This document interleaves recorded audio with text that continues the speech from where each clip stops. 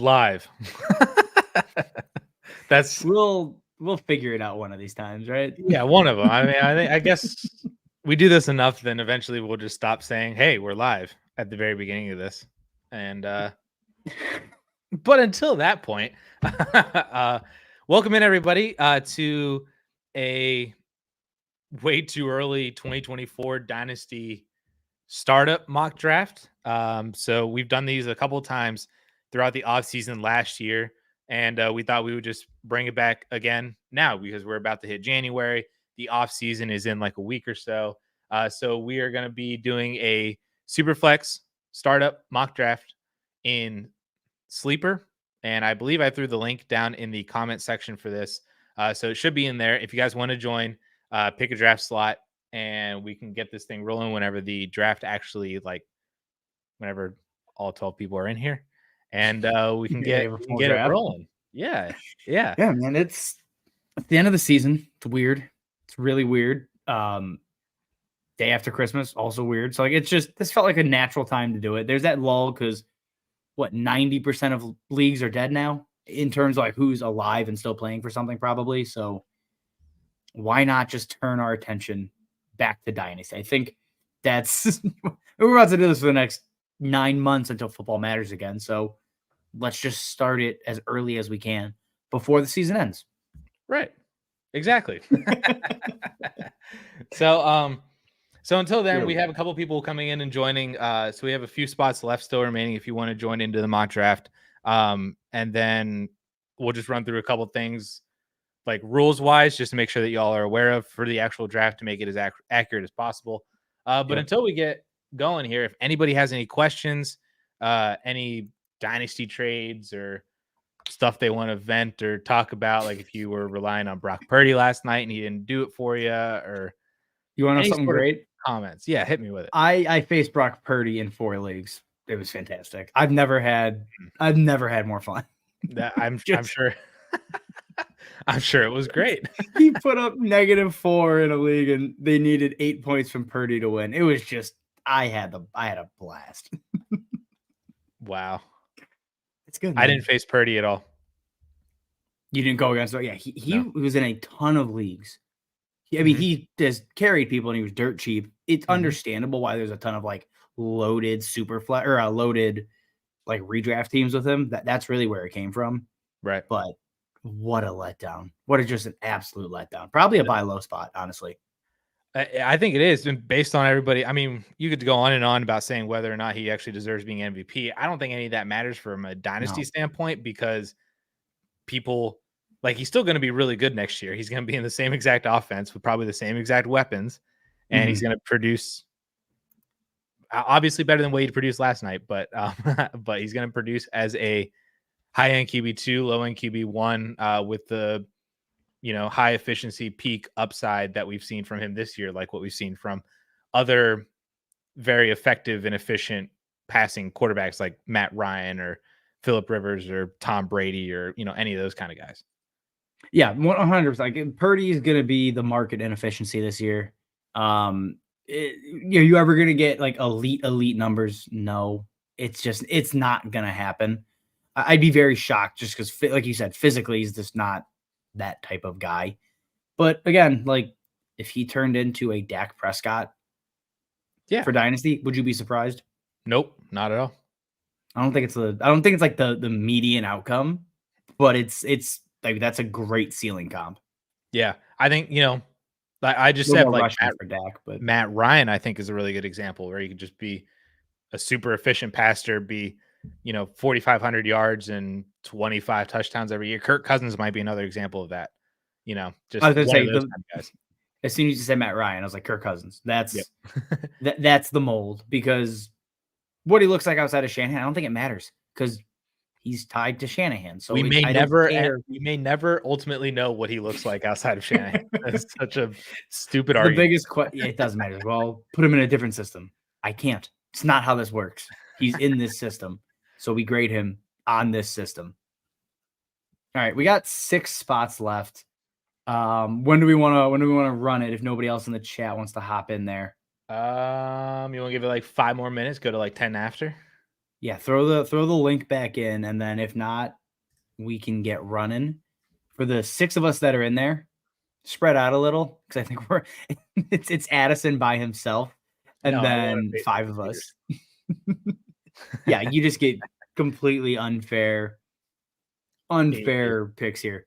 I will say this, like, this is going to be interesting because it's the first time we start to see where are 1 injured players, but 2 year 2 players going. Like, where does Tank Dell fall? Where does Puka land? Because I mean, in season trade value is drastically different sometimes than your startup value. So it's going to be really, really different, I think, to see this. And obviously Sleeper's ADP is not up to date yet still. So like you have to dig for Puka. Like Puka's, I don't even know what does he rank currently? Let me look it up. Puka is 209. So like be aware, guys, the ADP is trash on Sleeper currently. It just hasn't been updated. So right.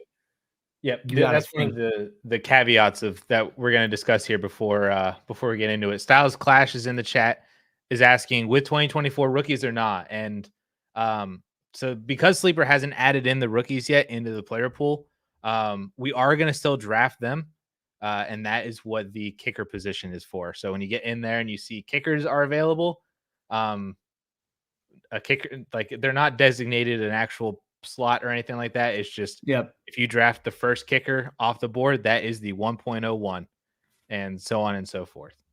You got another one at the bottom there. Is this just a mock or a real draft? This is just a mock draft.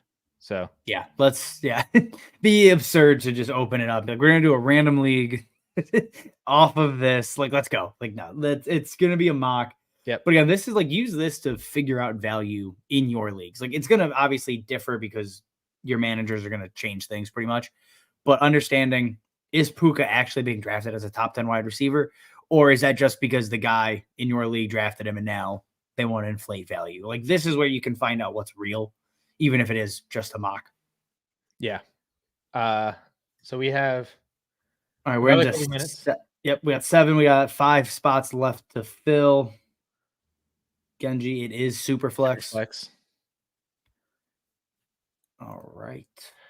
I'm not really worried about making anything tight end premium or anything like that. It's such a weird value aspect. Just tight end premium is fake. It's a fake setting.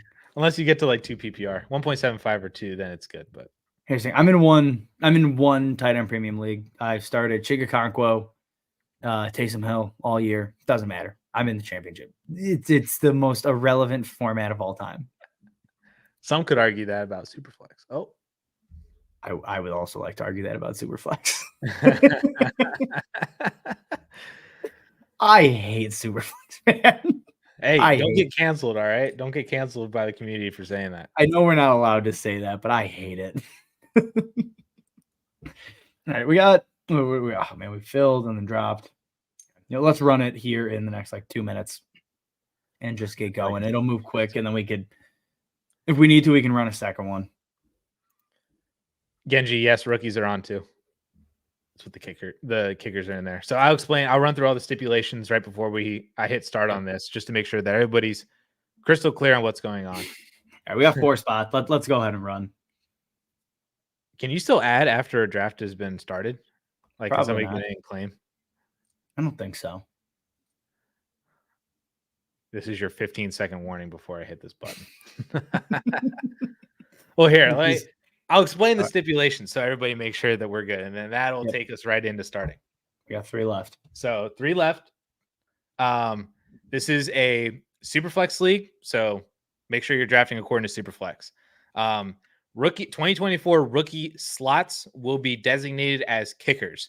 So if you don't like any of the veterans and just want to take a rookie, just draft a kicker, and whatever number kicker that was taken off the board, that is the slot that you are, or the overall rookie pick that you have taken. So if you take a kicker and is the 4th kicker off the board, you have drafted the 1.04 in Superflex.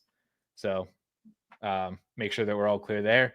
And then the third point is the sleeper ADP is trash. It's not updated it hasn't been updated since before the season. So Puka is really low. Tank Dell is really low. There's probably a whole bunch of other names that are met, like CJ Stroud. Make sure that you understand where all those players are. So if you have to scroll or search for a specific player, just go ahead and do that, and don't solely rely on the ADP being an accurate list of players by current value. Let's do it. Let's hit this. Oh, you're so excited for this. Like, there's no noise. There's nothing with it. It's just no, there's nothing. I just a cool little. I didn't have time to do all the extra stuff. It just it took me long enough to make that. There we go. Good work, man. I'm really proud of you. Thank you. All right. Well, Justin Jefferson goes 101. I hate mock. All right, starting over. Everybody back in. This is what happens when you immediately have a team open. Just you get Justin Jefferson at the 101. For you, who's the 101? Because I don't think it's Justin Jefferson right now, and not in a super flex. It's still Patrick Mahomes for me. It's Josh Allen for me. Yeah, it's Josh Allen for me. Josh Allen has done nothing but continually outscore Patrick Mahomes last couple of years. Like I at that point, I'm gonna make the switch. Why not? Honestly, if I was up this high, like if I was actually given this pick out of like a lottery system or something like that, I would be trying to trade back a couple of spots to see if anybody's willing to pay up for a Josh Allen or for a Jalen Hurts, or if they have a preference between Lamar or Burrow or Herbert or Stroud or anybody like that. Because I don't really have a massive preference between all these guys. I just want a elite quarterback. So Stroud off the board is QB3. Are you taking CJ Stroud as QB3? No. Same. I think I would not put him in the elite tier of. It's still for me, Allen, Mahomes, and Hurts are all in that top tier. And then after that, there's the other tier of guys that includes CJ Stroud, Joe Burrow, Justin Herbert, Lamar Jackson. I think you're missing a name in there. Who am I missing? I want to get to my pick first before. Go ahead. So who did you throw in there? Stroud, Burrow, Lamar, Herbert. I'm looking at the clock, waiting for this to go. Bijan, okay. So this is where I'm taking Herbert here, but the other name for me would be Anthony Richardson. Okay. Kyler came to mind for me. The thing for me, like Anthony Richardson would be spoken about in the same light as CJ Stroud from a fantasy perspective if he doesn't get hurt. Like I think he's up there at that point. Yeah, see, Anthony agrees. Kyler as well. Kyler is I think he returns to form next year and is going to be pretty solid. So I think I would put him. I think I put Kyler and Richardson just outside that tier strictly because of slight uncertainties or risk associated with each of them that I don't feel is with Herbert, Burrow, Lamar, Stroud right now. And I mean, I'm very close to putting them like it's like what we were doing with Trevor Lawrence last year, right? Where it's like, I really want to put Trevor Lawrence in this tier. Yeah. He just hasn't consistently done it. And now look at what happened with Trevor Lawrence. There was that risk that was still associated with him. So that's why Richardson and Kyler are still right there. They're just not in that tier for me because of that risk. Yep. And this is where, so with the rookie picks being on the board, that means somebody like Caleb Williams is on the board.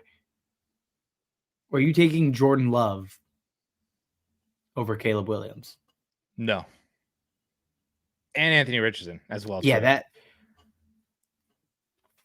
So that's the other aspect, guys, is don't forget that we do have rookie picks. So if you feel like you want to take Marvin Harrison Jr. or Caleb Williams, just draft a kicker. And that is 101, 102, 103. Yeah, I think Jordan Love's the only name out of place. Trevor Lawrence probably should be lower as well, I think, at this point. I think that's probably, I think that's probably where Puka should go. Also, like Puka. Are you taking Puka ahead of Marvin Harrison Jr.? No. I agree. Feels weird to say. But like what? Like here's the thing. Does Marvin Harrison Jr. come out and put up Puka Nakua numbers. Like, if he doesn't put up Puka-esque stats, is he ahead? Like, is he ahead of Puka? Like, it's right. The argument against Nakua is 5th round. I didn't like him prior, and now I don't like him. Like, it's priors and nothing else. There's strictly no other argument for it. I'm waiting for my pick to see if West. I know what you're. Say it. He's gonna take the damn kicker. Don't give him Caleb Williams. Don't do it. Man, dude. Wide receivers low. I mean, this is where like it's. Who said it in the chat? Somebody said they're rusty at drafting, and I agree. I haven't done a mock draft in a while. Like, I feel. Dang it, Wesh. It feels weird. I gotta flex the muscles a little bit again because I am like, I'm looking at my pick where I took AJ Brown over Anthony Richardson, and why would I do that? Like, why would I ever make that decision? It's just drafting, man. If you don't do it enough, it gets difficult. But also, don't join leagues. You're gonna quit. You got a comment you probably need to address, Addison, at the very bottom there. Alex, so what we're doing here is kickers are 2024 rookie draft slots. So I did not draft Justin Tucker in this mock draft. I drafted Caleb Williams. Very, very fair reaction otherwise, though. Yes. Unless, I mean, you never know, Alex. I mean, we could have 50 points per extra point made. I mean, if that's I played in the league where you got 100 points for a 60-yard field goal. And some guy had Justin Tucker when he did it like 3 times 1 year. It's just 3 auto wins. It's nonsense. That'd be so much fun. It was a blast. We did that, and anytime they returned a punt, like a blocked punt field goal or blocked punt for a touchdown, it was 150 points. Yep, I love it. Same guy had everybody that did it. I was like, this is ridiculous. So you're looking like Travis Kelce goes early. I think that's early to me. That does feel early to me. But I like the quarterback value so far. I like seeing Kyler Murray in the 3rd. I like seeing Dak Prescott in the 2nd. Or Prescott in the 3rd is cheap, man. That is cheap. We're at the point right now where if I were doing an actual startup mock today, I don't think I would touch a running back until like the 10th round. I don't. I'm just not. Damn it. Okay, that's. You can take. I know 104. That's not necessarily Drake May. It could be Neighbors though. Yeah, but this is where like Malik Neighbors for you. Is he ahead of Devontae Smith? Is he ahead of T. Higgins, DK Metcalf? The conversation we were having before the stream. Like, is he ahead of those guys? I'm not gonna lie. When I was thinking about Olave, I was thinking, should I take the rookie pick? Because then I could have the option to take Neighbors as well. Between Neighbors and Olave. I agree there because I think we both view it. If you guys watched the rookie mock that we put out last week or 2 weeks ago now, there's a tier break after May and Neighbors. Like the 104 is a clear tier break for me. Mm-hmm. Purdy Cousins, Lamb Hill Purdy Cousins. That is wild. But I like it though. So do I. But yeah, now so I get to make my decision of Higgins, like T. Higgins, who I just talked about. Yep. DK Metcalf, Drake London. Oh, Smith, they're all the same. They're all the same dudes. God. They're all the exact same player. Like Stephon Diggs is sitting there. He's the one I expect to drop very far. Oh, you know what I could do that could be smart is I could put in the chat.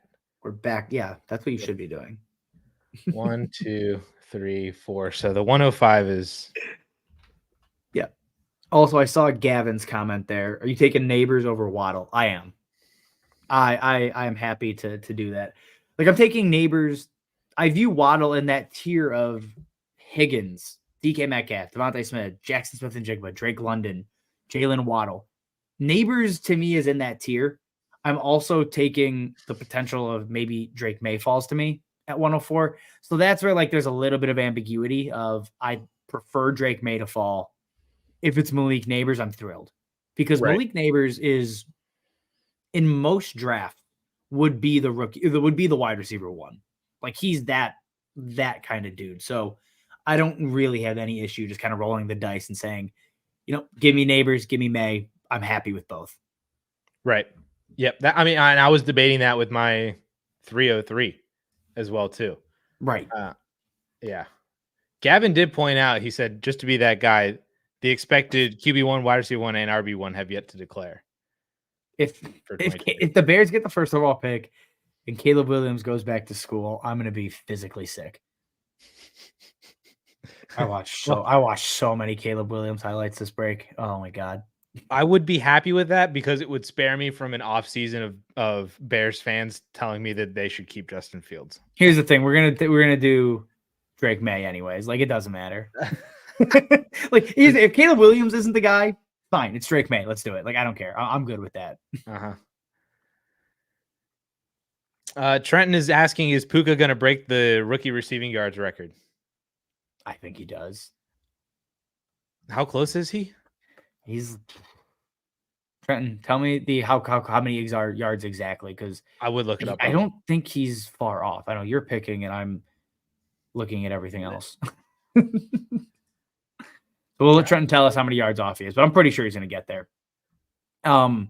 If he does break it, though, I don't think his stock will go higher because people have a mental block of saying day 3 wide receiver can't be ranked that highly as a rookie. They're coming out of the rookie season. Like that, there will be a true mental block there. He's a top 10 guy at a minimum. You could argue, what number did he go? 1, 2, 3, 4, 5, 6, 7. He went 7. And I think that's perfectly fine. Like he's in the tier. He's probably in the tier with Garrett Wilson. Like it's insane to say, but I think he's there. He has to be. And like the only reason that he's not higher is I think a little bit because of the whole like Puka priors and everything like that. Yeah, that's what it is. But also there is some stuff situationally that it does Chicago. That it does feel weird. I live the Navy here. Well, what do you want? But I do think there's stuff outside of Puka. Like if you look at, does Matthew Stafford, do the Rams move on from Matthew Stafford? And that could turn Puka into a Chris Olave or a Drake London or even a Garrett Wilson, where they're still, or DJ Moore, what he's been prior in Carolina, where he's still solid. He's just not putting up elite wide receiver numbers. What happens if Cooper Kupp leaves? But I guess I do think that has been answered by what he did at the very beginning of the year. Yeah. Wide receiver 1. Right. There is other extenuating circumstances with this situation, but I don't really care about any of that when you're talking about a player who has produced like he has as a rookie. Yeah. Trenton said that he is 140 yards away, basically. He's getting there. McVay will make it a point. Yeah, he'll get there, and he's not going to shift in the rankings, even if he gets there, because you can't really put him higher. Like he's in the second to best tier out of football. Like it's difficult to move him up. But I will say, like the wide receiver run. So Waddle, Higgins, JSN, Devontae Smith, Brandon Ayuk. I don't think Diggs should be in this tier, but he's here. DK Metcalf, Drake London. Like that middle tier is loaded for wide receiver. Jordan Addison probably should be in that same conversation as those guys, honestly.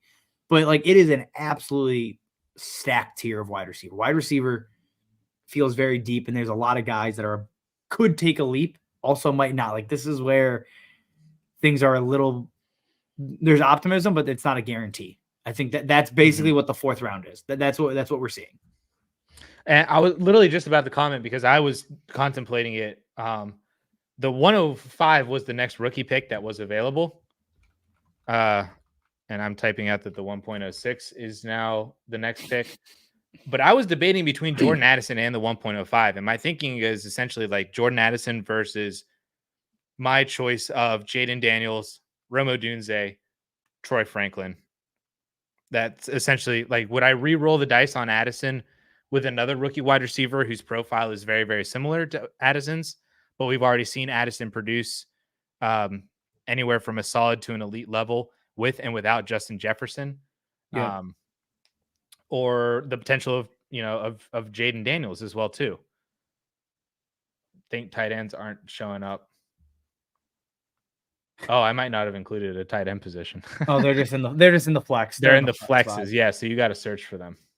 I mean, the 3 of them have gone, so Yeah, we get it. And Kyle Pitts is right here at the next flex, best available in the ADP.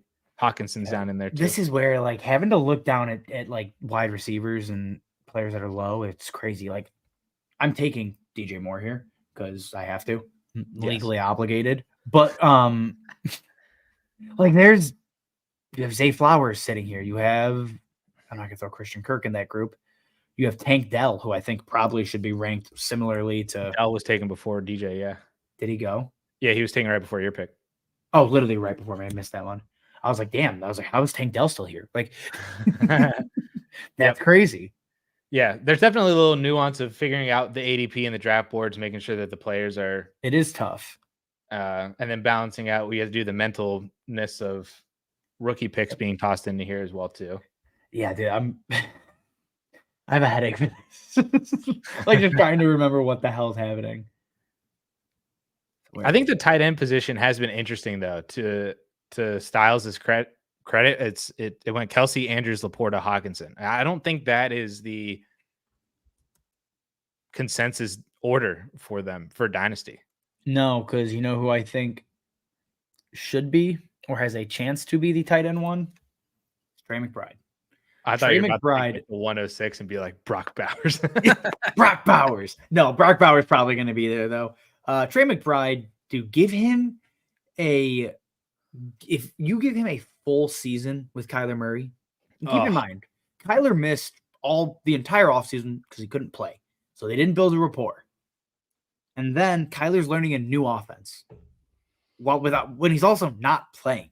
So now he's coming back and just him and McBride had that immediate connection. And yes, you probably get Marvin Harrison Jr. in the mix here. I don't know if it matters all that much. Like or Malik Neighbors, right? However, well, I mean they're sitting at the 2nd overall pick in the draft. Like they could trade back. Probably. Yeah, maybe they go back to 3 with the Commanders, whatever that looks like. Trey McBride has just proven to be an absolute difference maker. Like, give me him over Travis Kelce right now in Dynasty. I don't even know if I don't think that should be like a wow, I can't believe you said that kind of thing. Like, no, I don't think. Well, I mean, I think it would be maybe more so in a non-casual setting where people aren't looking at Travis Kelce's like past 5 game logs and being like, oh, he's done. I also think he might retire. I mean, he said he might retire. So me saying that doesn't mean anything. It's like I got a hunch, but I wouldn't be shocked if he retired either. Yeah, I agree. I mean, that's definitely a move. Like if you have Travis Kelce right now and you are not playing for a championship this Sunday, I would be exploring. I would send an offer to every single person in your league that has Mark Andrews, Sam Laporta, Trey McBride, TJ Hawkinson, and maybe like Dalton Kincaid in a second. I would be doing every single one of those trades immediately right now. Just send an offer out, and whoever accepts it first gets Travis Kelce. Right. Well, so what's really, really damn funny is I traded Travis Kelce for Mark Andrews in a 2025 first. And then I beat the guy this week. I traded Travis Kelce too. Oh, he's having the worst time. Oh, I'm sure he's livid, dude. It's because I tried to give him Amari Cooper too, and his direct quote was, "Amari Cooper ain't winning me shit." So, so I beat him this week with Amari Cooper. It was great. It was just an all-around great time. All right, that's the 106 there off the board. Okay. Rashee Rice. I was thinking about Rice when I took McBride. I named a bunch of wide receivers and deliberately left him off. I appreciate it because you let him drop right into my hands, and I love it. Nonsense. He's so good, dude. I know. Where are you at? So the way I view him is people are like, well, what if they bring in another wide receiver? Don't care. Doesn't matter. I don't really care. No, I don't care. especially if Kelsey retires, then that just replaces that production, you know?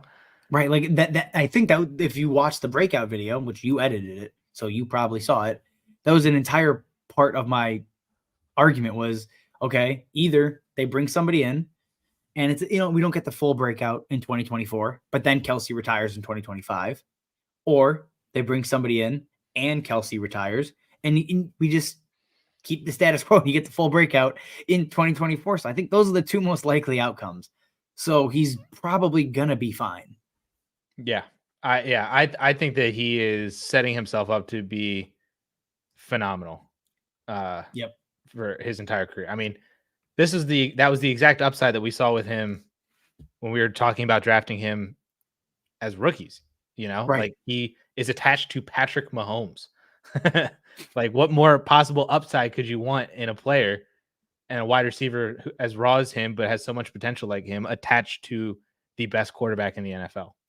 Right. Like there's nothing else you could ask for from the situation. Oh my goodness. That was kind of a panic pick. That was kind of a panic pick, but I don't really know who else to take. I felt the panic. I don't know who else to take though. I mean, would he been your best running back available out of this whole entire group? No. Just because he's about to hit free agency, I don't know what the hell happens with him. That's what scared me. But I was like, Rashad White is. When I drafting in startups, I essentially refuse to draft running backs that are about to hit free agency. Because I'm like, we see it go sideways so often. Mm-hmm. Or I also don't like to draft backfield mates who are like, man, he's going to get a huge role because his backfield mate's leaving, a la AJ Dillon a couple of years ago. I'm still scarred from that one. Like, you know what I mean? Like, those are the things where you just kind of fall into a trap. It looks great, and then all of a sudden it's terrible. I guess, yeah, James Cook would. I didn't scroll down far enough and see James Cook, the ADP, hit me on that one too.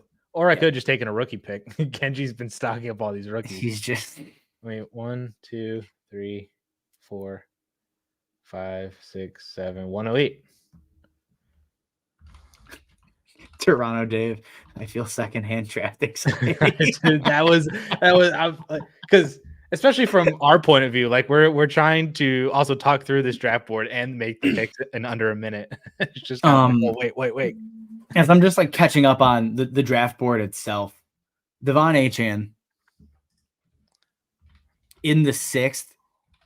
If you would like after week 5 or 7, after like week 6 or 7, it was like, oh my God, he's a top 5 running back. And now he has fallen back to the 6th round. That's why you can't get too high. You can't really try. You try to not get too high or low during the season because things just, it's whiplash. You're gonna get hurt doing it. Also, I am surprised. He's still a Dynasty RB1, and that is with this auto team taking Austin Eckler. So. Right. Like, yeah, I was wondering, I was like, what idiot took Austin Eckler? No, yeah, I'm totally taking out this entire thing. And also this auto team took Tony Pollard before Achane. So he's a top 10 running back then. If you take out those 2 picks. Fair enough. Man, that turn came quickly. Oh, Jesus. I'm like Quentin Johnson. That's a jump scare at 54. That was the first real player that I scrolled down and I was like, oh yeah, this ADP's busted. Yep. There's Jonathan Mingo.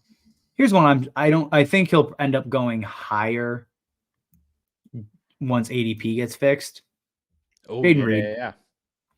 I'm not the biggest Jaden Reed fan. Like, I don't think he's like the next great slot wide receiver. He's jumped Josh Downs for me, unfortunately. But like he's a very good wide receiver still. Mm-hmm. And in the 8th, I'm fine with that as like a wide receiver 4. I think that's I'm very, very happy with that.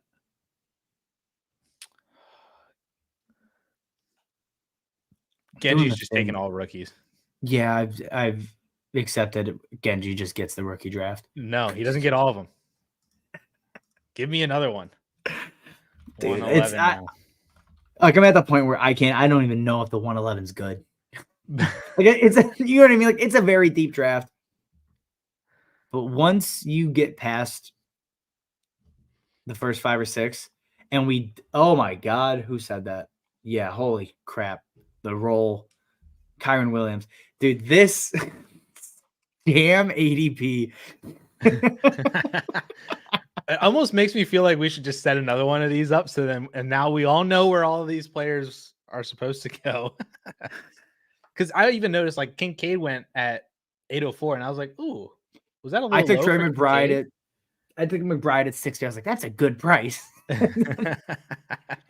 So Kincaid, I actually I'm interested because he's been a little quiet since Dawson Knox came back. So the splits now are pretty apparent when Knox is healthy on the field. Obviously, Kincaid's production dips. Long term, Knox is there, I think, another 2 to 3 years. What do we do? Is he in the same? Does Kincaid deserve to be in the same tier as McBride and Laporta and like that group of guys? I don't. Yeah, see that was a part of me that was worried about the Kincaid breakout because it was without Dawson Knox. Yeah. I was also worried about Trey McBride a little bit because I was like, what happens if Zach Ertz comes back and then Ertz now starts to eat into McBride? And thankfully, the Cardinals just said, don't even worry about that. So I'm hoping genie back in the bottle. Right. I'm hoping that maybe the Bills do the exact same thing. And like, even though Knox is still there, yeah, just not, really worrying about him. So to speak.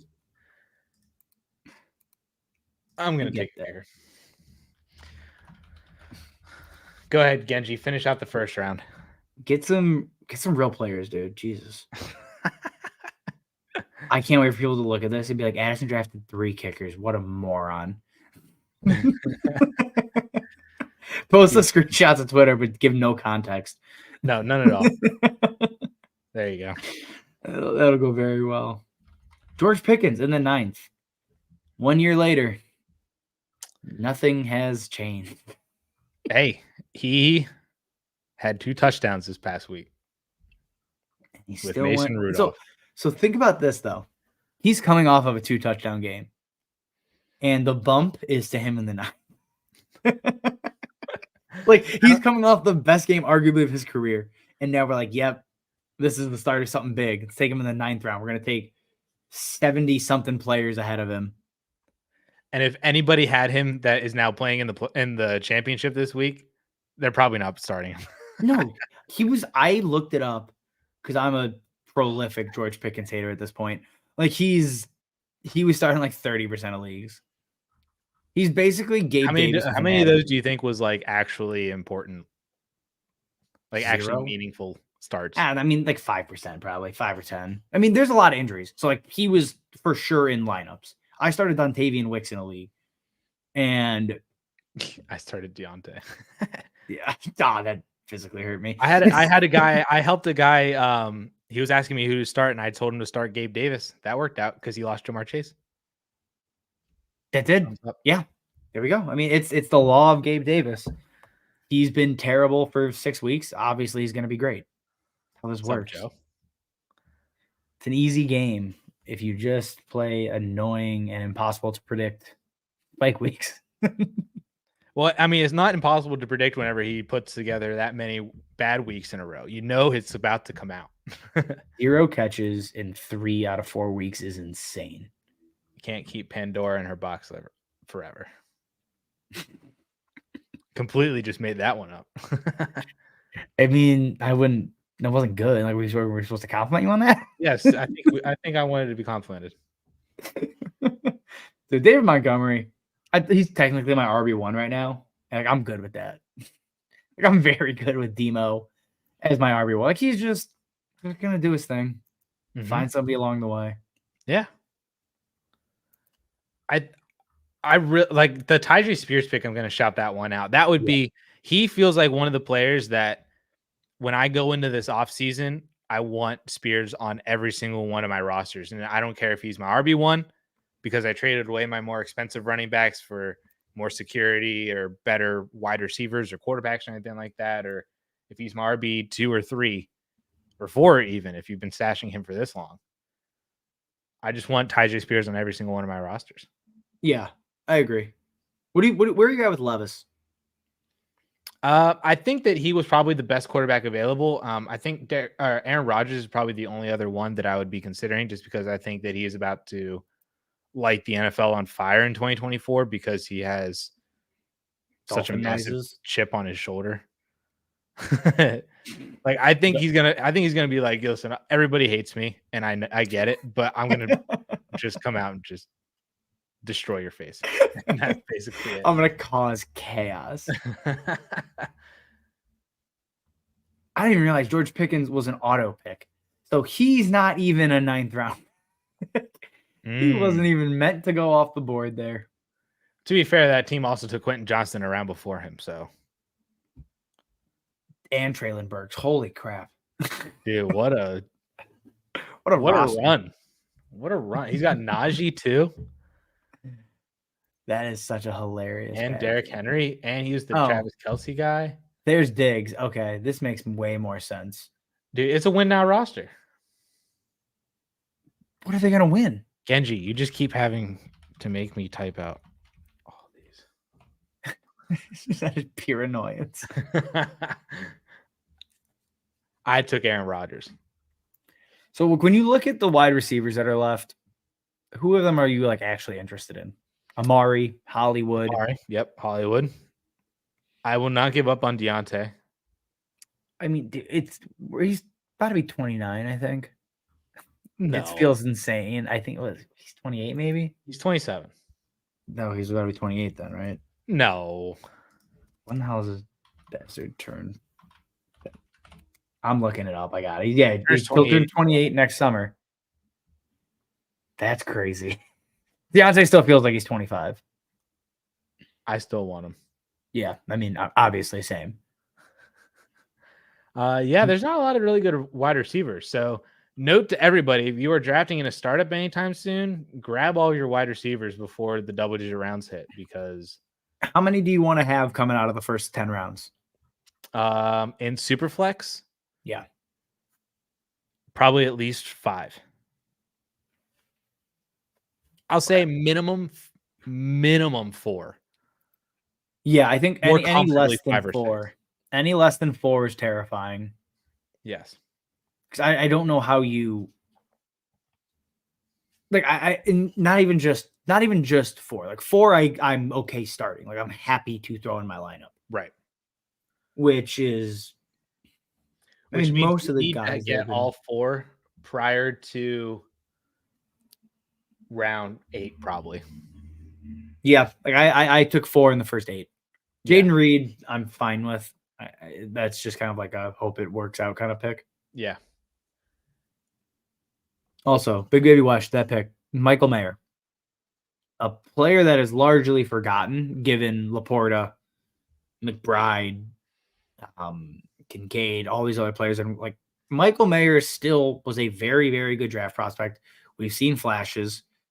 He is somebody I'd love to get it's like a cheap throw in a lot of deals. I think that's I think that's a heady move early in the offseason, because come next year, if they take Jaden Daniels or they trade up, right, or whatever the Raiders end up doing, that is going to be he'll naturally see a value spike. He's gonna be a sleeper. You're gonna see him everywhere because it's year 2 breakout and you just forgot Sam Laporta. Well, here's the next one. It's Michael Mayer. Some nonsense like that. Like it's going to be the crap like this. So I think he's a very, very interesting one to get ahead of the curve on.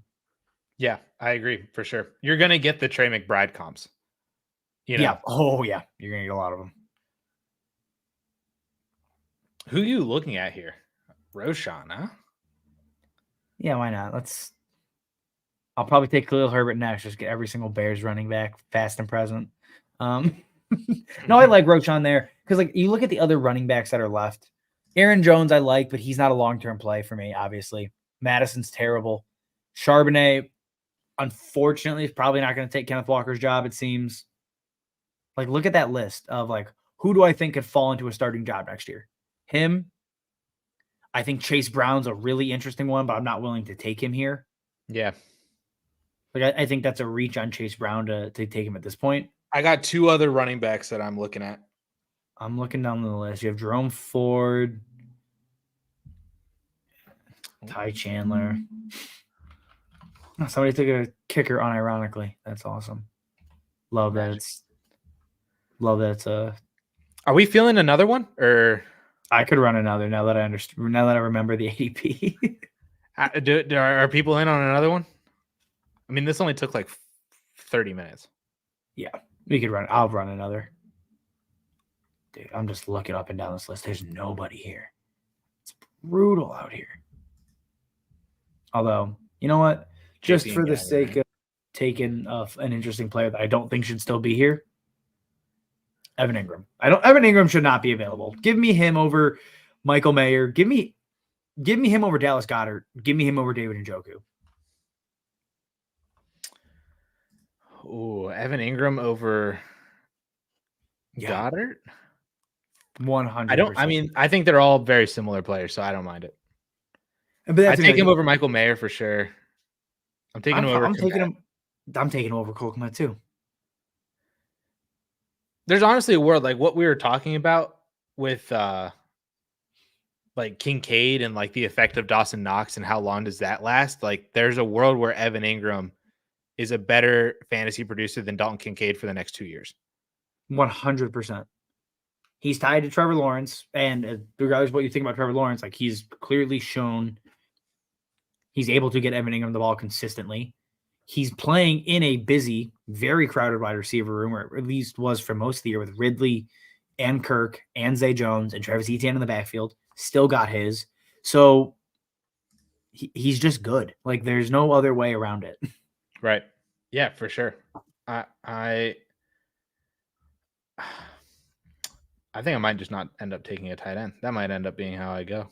Did I kind of screw you up there? Nah. I hope so. To be honest, since I didn't include the tight end position in here, I'll make sure to include it in the next one, so then it's something to filter by.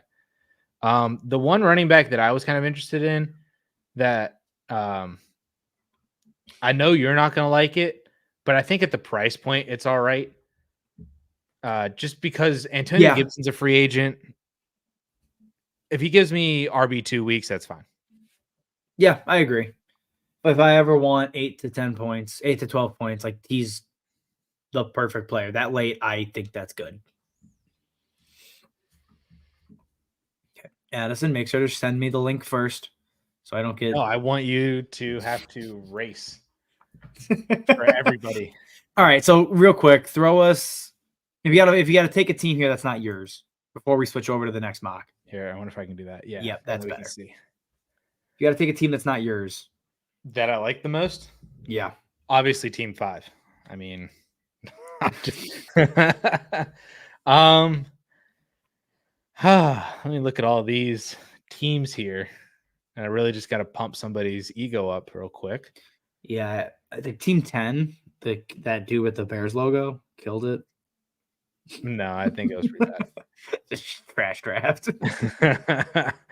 I'm gonna give a shout out to there's 2 teams in mind. I'm wondering if one of them is also going to be one of yours, but Genji's team is really strong just because he started out with 2 top 10 quarterbacks, Puka in there as well too, DK, and then a bunch of rookies.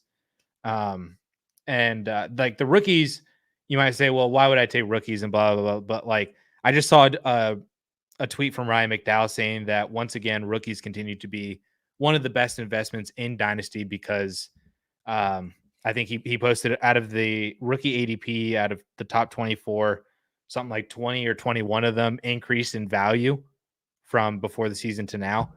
And that just is a fact every single year. Basically, that rookies just are the best bets to gain value throughout the actual season. And then Styles' team is also really good too. I like that he also started out with 2 top 10 quarterbacks. What is that? 1.03.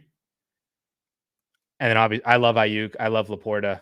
I like the shots on A-Chain, Nico, and Kyron. Pacheco that late's pretty solid. I love Josh Downs. He grabbed another. I think that's an early second is where Sanders, the kicker, ended up is probably an early second. Yeah, I'm with you. I also really like the first probably 6 picks of team at the 112. Love the first 4 picks, honestly. Lamb, Hill, Purdy, Cousins. Purdy and Cousins are not going to be fun. They're not going to be exciting. But you're going to get two back-end QB1s. Like, that is locked and loaded. You have 2 top 4 wide receivers. Yep. You're stacked there. Hawkinson, if you had taken him 2 days ago, this would have been amazing. Feels way, way, way better because he's in like an argument for the tight end 1. And then running back, you can figure it out. Like, running backs, I don't really have a ton of thoughts on. Cortland Sutton's a nice value pick as well. So, like, I think that one, and then you said Styles. And that's the team I'm going with if I got to pick one. Yeah. Let's run another. All right, let me throw it back into here real quick. And if anybody has, can you pull up comments on your side or no? No, dang it. You don't give me that capability. Because I know you will abuse it. Yeah, 100%. I'm gonna just 100%. I'm gonna do it. All right. What do I need to change? Make a tight end. Yeah, make a tight end spot. Throw it in there.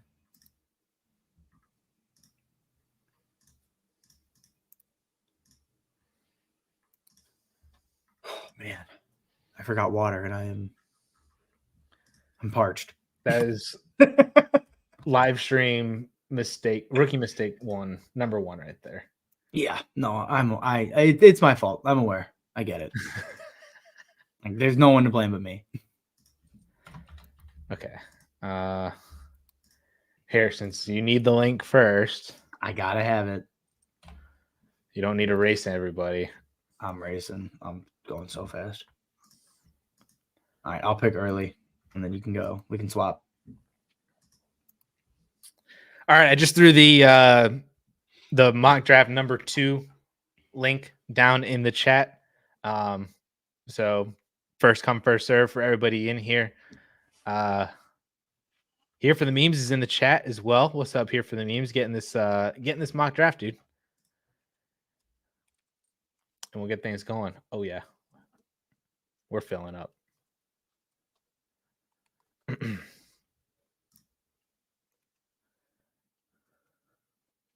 All right, where are we at? We got, let's go quick.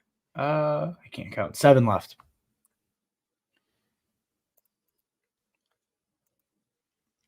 People are figuring out how to sign in to their sleeper on their computer. Figuring that out right now. Genji, Big Baby Wesh are back in. Got 3 repeats.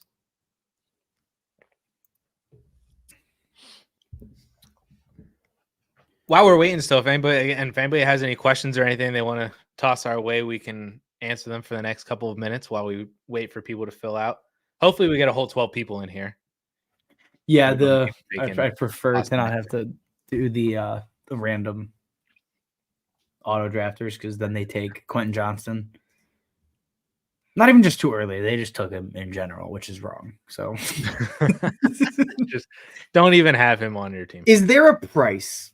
Like when you just have a clear, like a falling knife, are you trying to catch it and be like, oh, this is the perfect price point? I typically don't.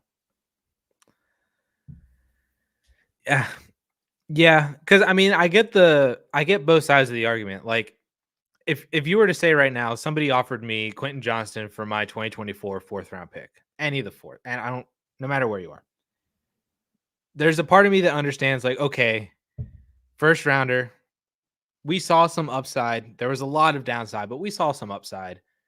You know, Keenan Allen is old and also could be a cap casualty. Mike Williams, old, cap casualty, coming off a major injury.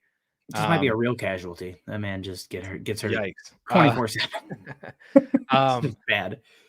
Maybe he understands some more stuff going into year 2, right?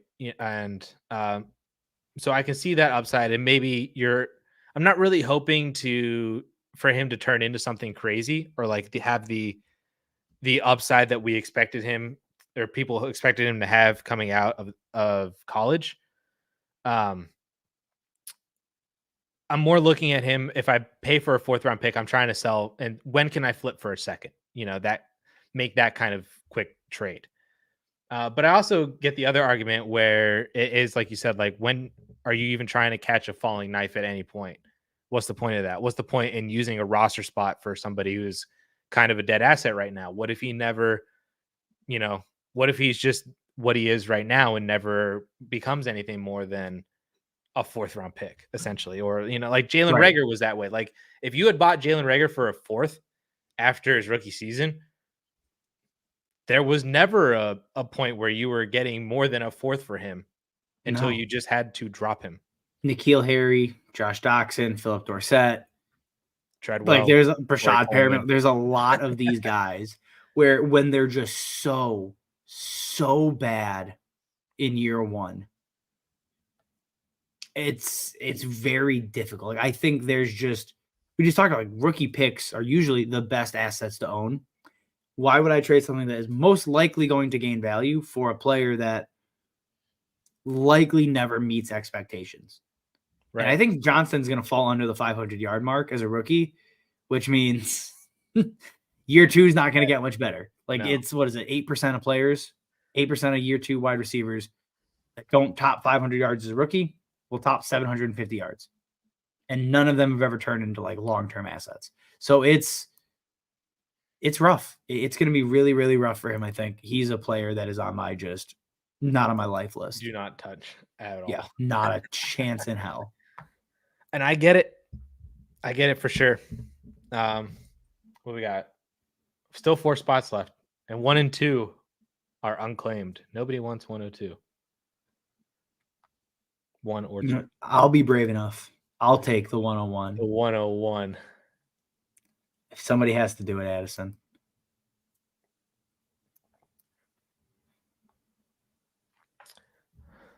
Well, we have to show this one. I mean, anything that boosts our egos is going to be on here.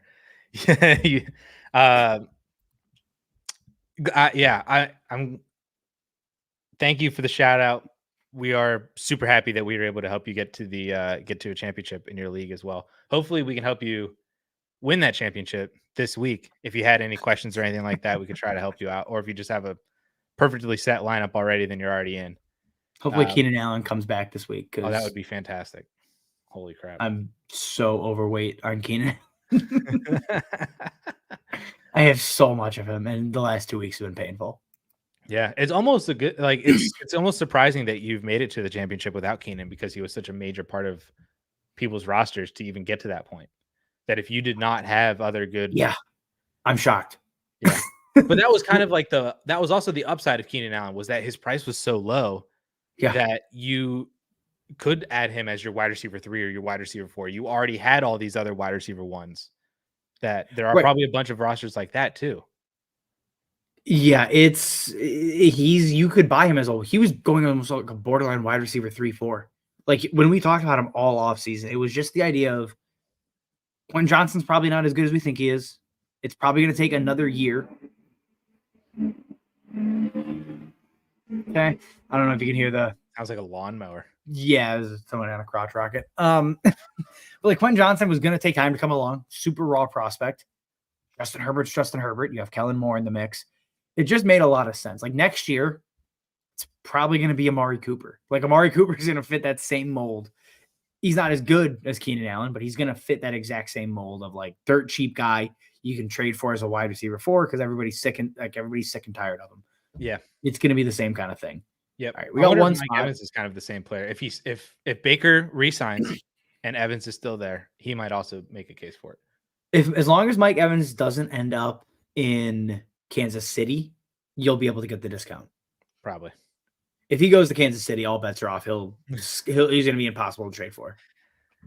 We got one spot left. Does anybody want it, or are we just going to hit start? Explain the rules, and then let's just run it. Okay. Yeah, so we'll do that again. So for anybody that is joining for this, I'm assuming that everybody's here was also here for the actual draft, but just in case, this is superflex. So quarterback's valuable. Rookie pick. Okay. That's all I need to say. This is superflex, so make sure that you understand that. Rookie picks, 2024 rookie picks are involved in this mock draft. They are just designated as kickers. So if you want to take a rookie pick instead of any veteran that is on the board, just draft a kicker, and whatever number kicker that is, then that is the draft slot. And I'll kind of I did that with the other one too. I will keep tracking the chat of the mock draft and say what the next rookie pick is that is on the board. And then third, you guys probably would have already noticed it if you were watching the first mock draft, but the ADP right now is not updated. It's whack. So you got to search for players that gained a lot of value. You got to search for Puka, search for Kyron Williams, search for CJ Stroud. All these are the guys that gained a lot of value from before the season. And maybe even tight ends as well too, because of that. So, we got a comment. Don't hit start. Don't do it. Matt, join the draft. Go, Matt, go.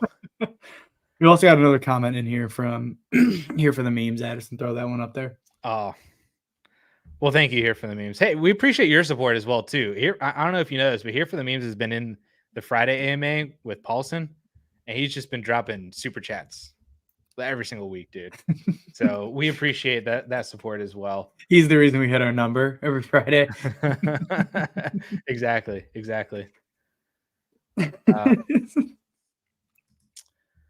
Yeah. So how do I join? Let me see if I can post. So that is the link to the draft, Matt. If you have the Sleeper app on your phone or the Sleeper, or if you go on like your desktop, a laptop, or anything like that. I'm assuming that you have a Sleeper account. Dude, if you Sleeper's don't, everywhere. Sleeper's everywhere now. And maybe I don't have the app on my phone, so I know you don't because you hate Sleeper, but it's a well-known thing. We know this, but it's made it to the point where like even in my office, like people I work with, like, dude, have you seen this new app that came out? Like, and I'm like, oh, like what is it? And like, yeah, it's for fantasy football. It's sick, and it's always Sleeper every single time. It's made it to corporate America. So there you go. That's when you know you've made it big. It's when you're now in one of the industry standards. My dad's 39-year-old fathers are like, dude, have you seen this app? It's called Sleeper too. It's so much better than ESPN or Yahoo. All right, just like we talked about last time, the true 101 is Josh Allen. He's been the QB1 like 4 straight years. No reason to stop now. I don't understand the argument for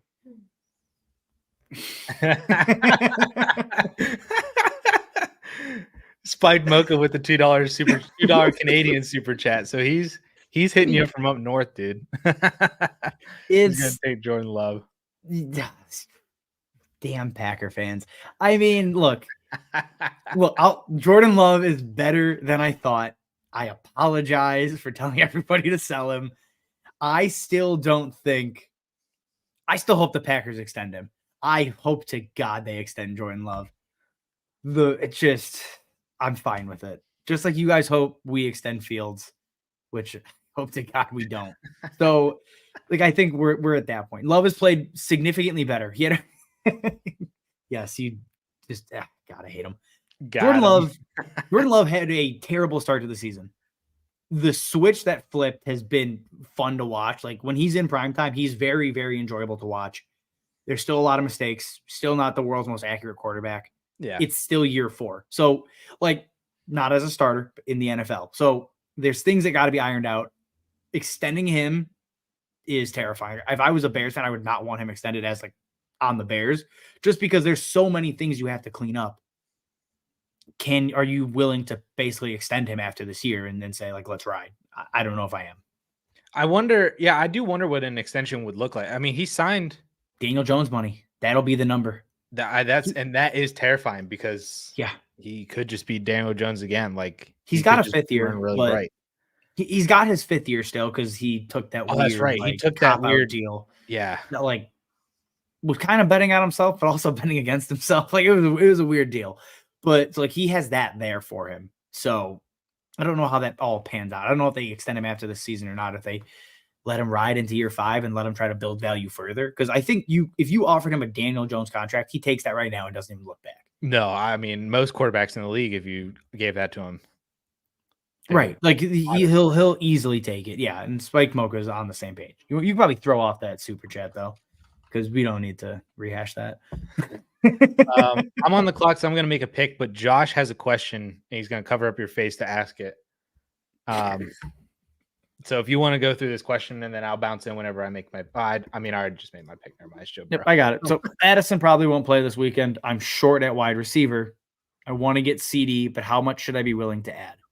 I'm the best team, so my picks aren't great. Addison, a first and a second, and that's probably light, especially for a late first. Like, that's probably really light.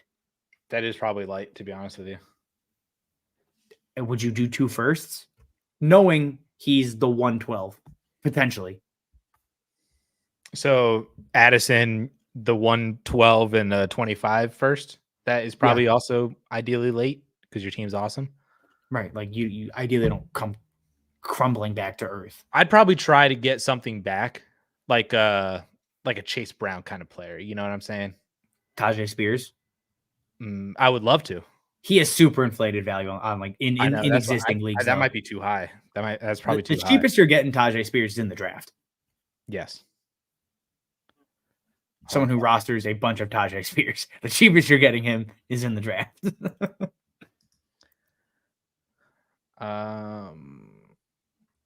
Burrow. Caleb Williams over Joe Burrow. Remember, guys, kicker would be the 101. Caleb Williams over Joe Burrow is shocking. That could be Marvin Harrison Jr. You don't know. Okay, Marvin Harrison Jr. over Joe Burrow. Listen, shocking. It's Genji, all right? Just let him do his thing. Oh, God, it's Genji. Of course it is. Just Genji, if you take 12 rookies, I swear to God. He's 100% doing it, but I'm going to be furious. Josh, I'm curious on like what your team looks like, or what the other person's team looks like. I mean, we just made an assumption that you even have your first this year and next year, and you didn't already move it. Sounded like he did. Yeah. While we're waiting on that, like I'm just looking at the board here. Lamb and St. Brown over Anthony Richardson over Kyler. Same thing happened in the last league. You doing that? That's one of those ones where, like, if you really want to zig while people are zagging with quarterbacks, you know, like that is a really good way to do it, because the thinking is that even if a couple more quarterbacks go off the board, right? Like you're looking at, there went Trevor Lawrence, Justin Fields is on the board, Dak Prescott, Tua, Jordan Love. Like those are the quarterbacks that are going to be off the board probably for the remainder of the second round and even into the third round a little bit. But if you can hit on and be elite at the other positions, especially the wide receiver position, you can fill in that quarterback spot with players that kind of come out of nowhere, or with just solid producers, like what we were talking about just with the last draft with like Brock Purdy, or, you know, bet on Russell Wilson, or, you know, find this year's Sam Howell. Smith, yeah, Geno Smith bounces back. Who knows?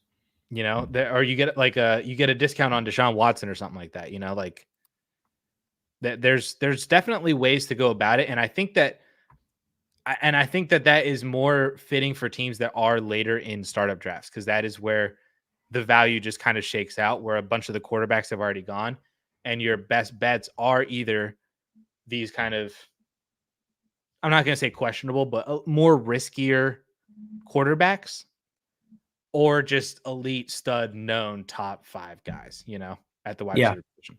And with the Genji had a question down at the bottom. Marvin, wide receiver 5. What do you guys think?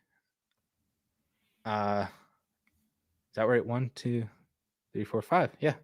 Sorry, I didn't want to like assume that you counted incorrectly. I just didn't. Anyway, moving on. That was awkward. I was gonna let you just kind of tire yourself out there. Just I did tire myself out. I like it, to be honest with you, that in like 2 or 3 months that might end up being cheap. I would not be surprised to see Marvin Harrison Jr. go above Amon-Ra and be in that conversation with CeeDee Lamb, and even potentially with Jamar Chase as well too, or Justin Jefferson. I mean, we saw, which I think is crazy, but like we saw that discourse whenever Kirk Cousins like tore his Achilles immediately, and like that first week of like, oh no, how's this going to affect Justin Jefferson? Is Jamar Chase the wide receiver 1 in Dynasty now because he's a year younger, tied to Joe Burrow, and we don't have questions about quarterback and situation? So maybe some of that still rolls over with Marvin Harrison Jr. now being 3 years younger, and depending on where he ultimately ends up landing. So that could be cheap in a couple months. So, question: Are you? Good point, Jen. Is Bijan still your 101 for not 101 RB1? Yes, he is. Yeah. I really bounce between him. Who's your 2? Is it Gibbs? I think Gibbs is probably my 2 now. Gibbs or Breece. I mean, Breece Hall. The timing of that 2024 breakout video, like early 2024 breakout video, could not have been any better because Breece just showed us what he's capable of doing. Yeah. If his quarterback isn't playing the worst football you've ever seen, if their offensive line isn't forgetting how to block, like there's a lot of things where it just all went sideways this year. And on top of it, he's coming back from an ACL tear. Breece Hall, the idea of being able to grab him in the 3rd round, even a year ago, was just, you couldn't even imagine him slipping that far. And now, I mean, it's like, and 2 running backs have been taken. 2. And it's the RB position has cratered in Dynasty. I am all aboard. Like I'm not a person to draft running backs in the startup, but if I see a dip in value for Breece Hall, like I'm going to say this right now. If Breece Hall is available at the 310, I'm taking him. Also, real quick, I just want to throw something out there. I forgot Puka was on this list. So I would have taken Puka over Chris Olave. I would just like that known because that's a stupid pick on my part. Okay, I'm tweeting this out right now. Don't stop it. Chris Olave over Puka Nacua. I don't think Olave has an argument to be over Puka. Oh. No, I mean, I knew that was about to happen. There's no way around it. But I don't think he has an argument over Puka. No, he doesn't. I mean, Puka's done more in his he's done more in 15 games of his career than Olave has done in 2 years. Yeah. Like there's just not a path. Like there's nothing you can really say. I think Olave presents overall wide receiver 1 upside and Puka does not. But that's also saying I don't necessarily think that Amon-Ra St. Brown possesses overall wide receiver 1 upside. You know what I'm saying? Yeah. I think he just lives in that 4 to 8 range. And I think that's where Puka lives, which is obviously elite and fantastic. But I think Olave could also live in that range, but also has that extra 6th gear of being able to get into being in top 2, top 3. Puka's basically the next Keenan Allen. That's what Keenan was my entire life. Like that's literally what he's been for the last decade. Yep. Or something like that. And I know you're a big Tua guy. I'm just kind of shifting the conversation down the board. Tua, in what feels like should have been a perfect season for him, is the QB in 6-point passing touchdowns. He's the QB 17 in points per game. Is that just, and that is fully tied to the end of, it's tied to Tyreek getting hurt. Because the last month is where he's fallen apart. His last month has been terrible. Last 5 months, QB 26, weeks. QB 10, QB 23, QB 23, and QB 22. That's where he's cratered. Yeah. But even shout out Tara. Tara does work for the 4for4 channel. And she talked about selling Tua literally 4 weeks ago. Yeah. Before any deadlines or anything. That's redraft and stuff, but shout out to Tara on that one. I mean, I just don't remember him being this bad before the bye week, before week 9 or week 10 bye. So the first 9 games, 4 finishes inside the top 5 or top 10. That's it. Tua might be a little bit overrated in fantasy. I think if you could sell Tua for, I'm just saying, a DK Metcalf plus, and you got another quarterback sitting there. You got Russ as your backup. Oh, I would do that in a heartbeat. Yeah. My wheels are spinning right now for just a video. Dude, I'm telling you, dude. Right, I got to dig into Tua. I got to dig into Tua. Because it's just, I'm looking at the numbers, and they don't line up with the value. And he's tied to Mike McDaniel, and that's exciting. But is he different than Brock Purdy? Is he better for fantasy than Brock Purdy? I don't know. I don't think he is. Also, Genji with another. Yeah, I know. I was debating. I'm numb to it. Smith, love it. When are you taking JT? He's in there. Oh, never mind. I knew as soon, almost immediate. When are you taking JT? Oh, never mind. So Josh hit us up with a little bit more context. He said he'd give up 2 firsts all day with what he has. He had the 101 last year, traded it for Gibbs, Addison, and Laporta. Holy crap.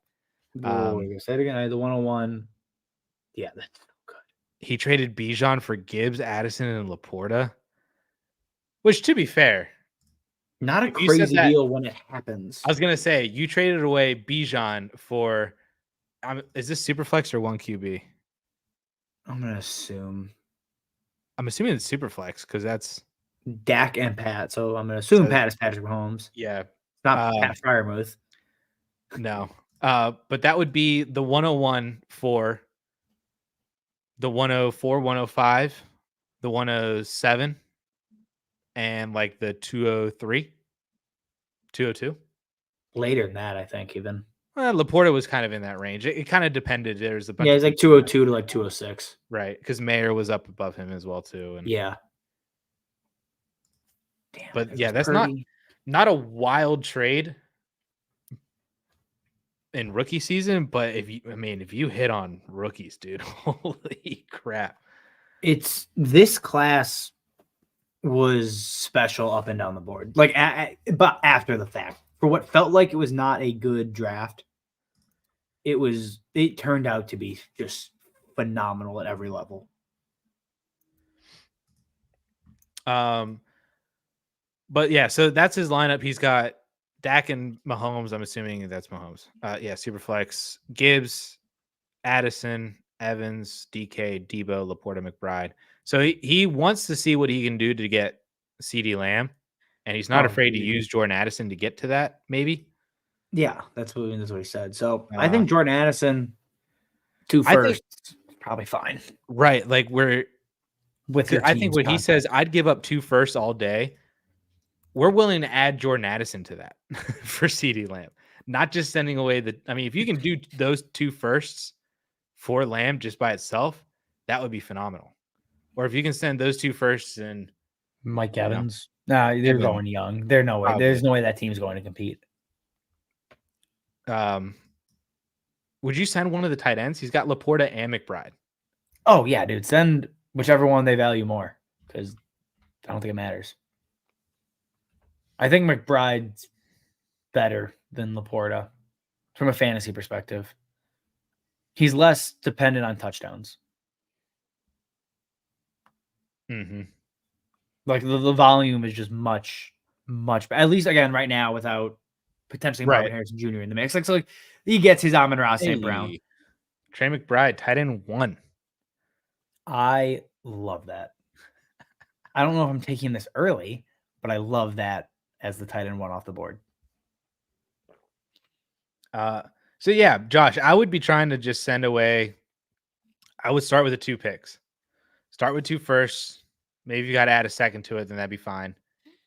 Then see if he was interested in one of the tight ends. Maybe even try could you do like Laporta and a first? Laporta first and second, then you save him. You got to do more than Laporta and a first. I don't know. I mean, people might be crazy. I have no idea. Oh no, this isn't tight end premium. Oops. Oh well. I mean, I still think it's a solid pick. Yeah, it's fine. It's just a mock. It doesn't matter. It's all fake. Spite Mocha said that he traded Garrett Wilson in the 106 for the 101, specifically for Marvin Harrison. If he goes back to college, he's going to riot. That's insane to me. I'm assuming this is 1 quarterback. Yeah, what was it? I didn't see the offer there. Garrett Wilson in the 106. Holy, why? Again, I'm assuming it's 1 quarterback, so that really drastically affects the value of the 1.06. Yeah, because Yeah, it's probably the 109 in your typical draft. Yeah, Who do we it's take at 109 in ours? I don't even remember. it was in that like the Coleman Worthy Igbuka. Oh yeah, I think probably I took Braylon Allen maybe at 110. So you're in that kind of range. Oh yeah, you're into your tier 3 wide receivers, Or at Caleb. least early tier 3. But he added that to Garrett Wilson just to go up and get Marvin Harrison. I don't that think still you should feels have to rich. go. I don't think you should have to go up from Garrett Wilson. I think you should be going down from Garrett Wilson. Like you should be getting Marvin Harrison plus. According to this mock draft, you should not. They're back to back. They went back to back. Unless Genji wanted Marvin So Harrison. I get that in a startup, but I'm saying like in a drafted league, I would like a third or something. Like if I'm going from, I don't think you can, but that's what I would like, and it's also I not don't a think move you I'm can. making. I think you got to add to Garrett. Well, yeah, that is probably honestly the better answer. Is that I probably just wouldn't end up. I wouldn't be using Garrett Wilson to try to get to Marvin Harrison. No, because it's a lateral move. You know Garrett Wilson is good. We know Garrett Wilson is incredible. We assume like Marvin Harrison Jr. should be as good, if not better. But that level of ambiguity is like, I'm not going to take that risk. I have a locked and loaded top 5 wide receiver. Also, I'm going to hate this pick. I know what I have to do here. God. Just Lord help me. There you go. We made him do it. Woo! I just hate that so much, but I get it. Like, there's enough QBs off the board. I have to take Jordan Love there. And that's we made Justin take Jordan Love. So terrible. We did it. Wide receiver. The wide receivers that are left in the 5th are nasty, right? Like nasty good. Like there are 5 or 6 wide receivers I would love to grab still. And I'm going to take Jordan Love over all of them. Makes me physically sick.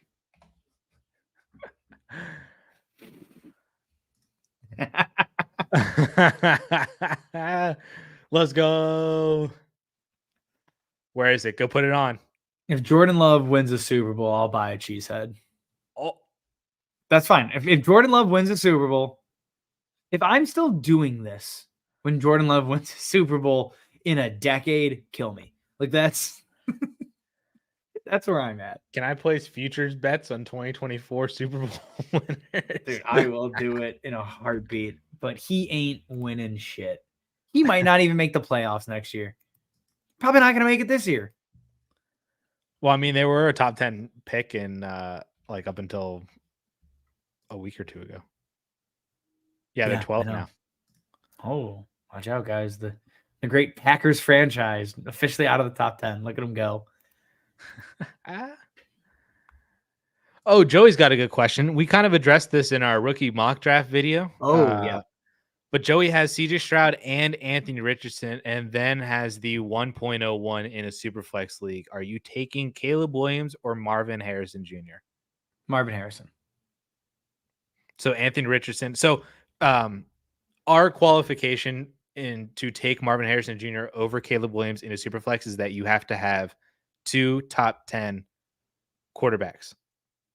So Stroud obviously being one, and Anthony Richardson fits it for you because you're super high on him. I mean, not to say that you're super high on Anthony Richardson, but you are that confident in his abilities that you're going Marvin Harrison. Yeah, I mean, he's taken as a top 10 quarterback in this draft. Like he is a top 10 quarterback. What we saw from him to start the year, again, whether if he's the answer down the road for Indy, I still don't know that. I don't think anybody does. But for fantasy, for the next 2 to 3 years, he is going to be just a terror on the field. Like he is a top 10, maybe top 5 quarterback. Genji had an interesting point here. He said that he has Kyler and Anthony Richardson, so pretty similar situation, and the 1.01. Instead of considering between Marvin Harrison Jr. and Caleb Williams, he's looking at Anthony Richardson, trading away Anthony Richardson, seeing if he can get something for him. And then I'm assuming you're taking Caleb then 101? Yeah, I'd assume that's where he's going. Yeah. If you're trading Anthony Richardson away, which I also don't think that's the worst. I don't think that's the worst idea. Genji's chaos, man. I mean, if you're able to do, like, would you do that? Would you take Caleb Williams over Anthony Richardson? Where does Caleb slide in for you as in quarterback ranking? I'm not taking him over Anthony Richardson. He could have a Stroud-like jump for sure, but rookie quarterbacks, no matter what we think of them as prospects, are crazy volatile. High, like sky high bust rates. They may maintain value and whatever else, but rookie quarterbacks bust at a very high rate because it's a really damn hard position to learn. It's very difficult to be good. So I'm not flipping Anthony Richardson to get Caleb Williams. I think I would take Anthony Richardson as well too. Yeah, it's just there's a time and a place to take really big risks. I don't think that time and that place is to do it with your elite assets in Dynasty. It's very hard to get those, so I'd rather not play roulette after I have one. Yeah, that's a good point too. That's something that I try to avoid. Is I try to avoid going to other elite assets by using elite assets. Yep, you end up staying lateral. Like you trade Anthony Richardson for Caleb Williams. Best case, he produces like Anthony Richardson for the next 2 to 3 years. Embrace the darkness. He said he'd take Caleb over all of them. So I take Caleb over. No, I knew what you were about to say. No, Kyler. No, I probably wouldn't. But that's about the line for me. That is the line. Like I would take him over Trevor Lawrence. I'd take him over Dak. I'd take him over Fields. Tua. Purdy. Love. That's the line. Yeah. But what if he's Pat Mahomes? What if he's Zach Wilson? Oof. Here's the thing, you're gonna run out of really good quarterbacks a lot faster than I run out of really bad quarterbacks. Like that, it's just that game is not a fun game to play. What if he's Trey Lance? What if he's Baker Mayfield? What if he's Sam Darnold? I mean, he could be Jameis Winston or Marcus Mariota, or if you go back even farther, Mitch Trubisky. Oh my goodness, he's not that bad. Caleb's a much better prospect than a lot of the people we just named. Literally almost every single one of them. But it's like every single one of them. Yep. I think maybe an interesting comp would be like, what if he was like Deshaun Watson, like early Texans career Deshaun Watson, Yeah, dude. Early Watson was so fun. Yeah. Oh, I'm on the clock. I didn't even this whole entire time I was not realizing. Austin Eckler. Good pick, man. Really. Oh, boo. Yeah, remove him. That's fine. We'll give it to you. Wait. I'll just change it to another running back. I'll take Saquon. Just give me Saquon instead. There we go. Nice. And I knew Genji wasn't going to take anybody else other than a rookie, so we're all fine. Dude, Addison's. You're on auto, by the way. No. How do I turn off auto? How does go to the top? There you Sleeper. Go. Switch over. You'll be a lot better. It'll be much better for you. You'll figure it out. Looking at the wide receivers that won the 5th, DJ Moore, Michael Pittman, Jordan Addison, Zay Flowers, followed up by Rashee Rice in the 6th. Just an absurd run. DJ Moore, Michael Pittman have a legitimate argument to be ranked in the top 12. There is a real case for them. Yes. You could take all of them. They fall in that same tier with DK and London and JSN. That tier is enormous. Like this offseason, guys, like from a trade value perspective, if you're sitting with, as you look at like Addison's board, if you're sitting with a Waddle, a Higgins, an Ayuk, DK, Devonta, if you can pivot down from those players that are valued at the top of that tier down to a Moore or a Pittman and get something added on top, which you should, that is some of the best moves you can make. Like add seconds over and over and over as you just like work your way down that tier. And Genji's right. I mean, maybe not to, I get what he's saying. I don't know if it's 30, but pretty damn close to it. Like it's a massive tier of like guys that are really good veterans, like really damn good veterans, good young players that have flashed, and young players that have flashed but didn't, but not in 2 years. Like there's a whole mishmash of players that you can just kind of like plant your flag on and pivot to within a tier, which is usually the best thing you can do. Yeah. It's so we have another thing. I mean, if you have Jordan Addison, you can go to Zay Flowers in a second, even moving laterally within that tier. I mean, you were saying like go from like Waddle and DK and all those like guys the top down. of the tier. Yeah. But like even if you can move within the tier, if the tier itself is that massive, other people might not view those players as in the same tier. So if you have Jordan Addison and you can go get Zay Flowers in a second, you just got a free second rounder. If you can go from, DJ Moore and go to Michael Pittman in a second, you just got a free second rounder. You're not changing the production. You're not changing really the age on your team. These are just easy moves that you can try to make during the offseason. So it's one of those things where, how we said in the first draft, if you're somebody who has Travis Kelce right now, send out an offer. You have an offer for half of the league right now to go get a different tight end, to go get McBride or Andrews or Hawk or Laporta or Kincaid.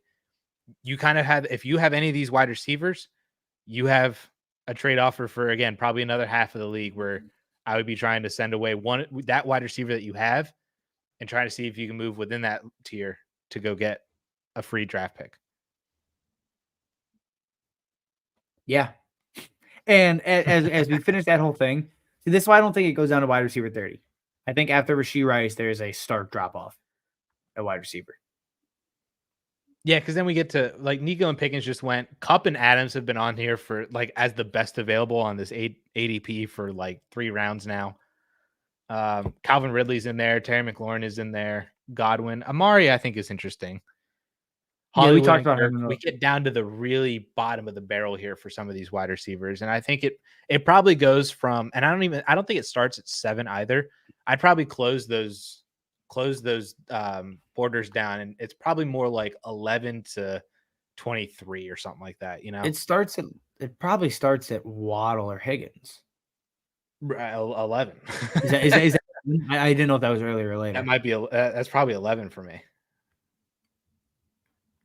I'm also trying to do mental math.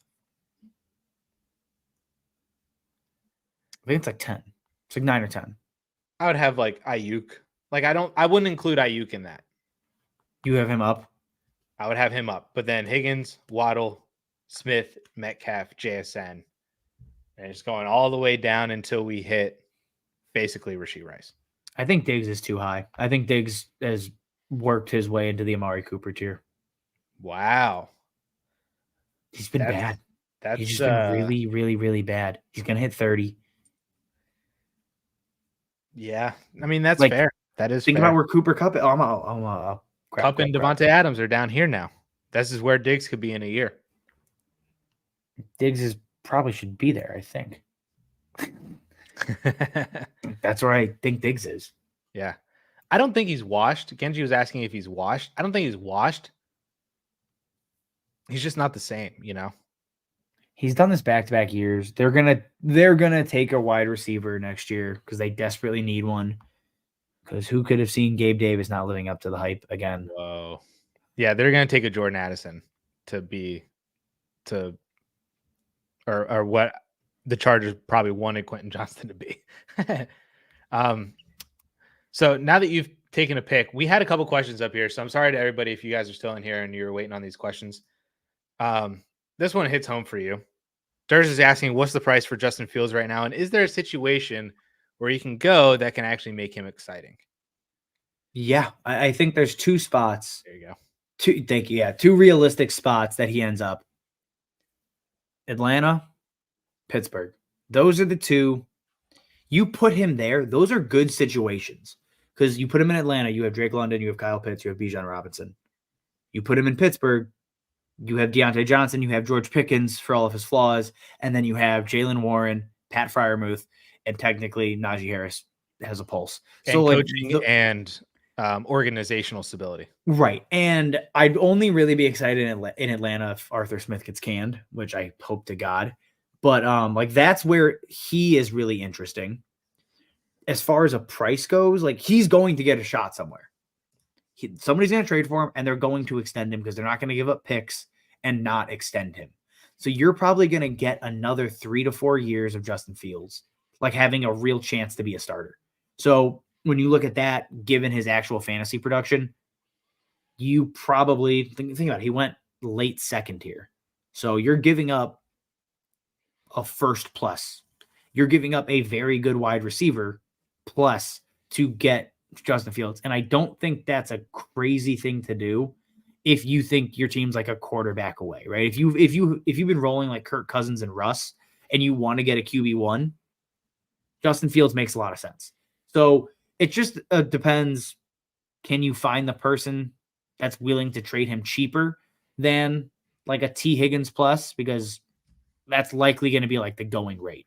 Are you kind of the same way? Yeah, I feel the same way where it's like, if you're just trying to put him in terms of superflex rookie draft, like an actual pick, he would be top 4 probably. You know, like we took Jaden Daniels in that rookie mock. Would you took him 105? Yeah, I take Jaden Daniels 105. Yeah, so and you would take Justin Fields over Jaden Daniels.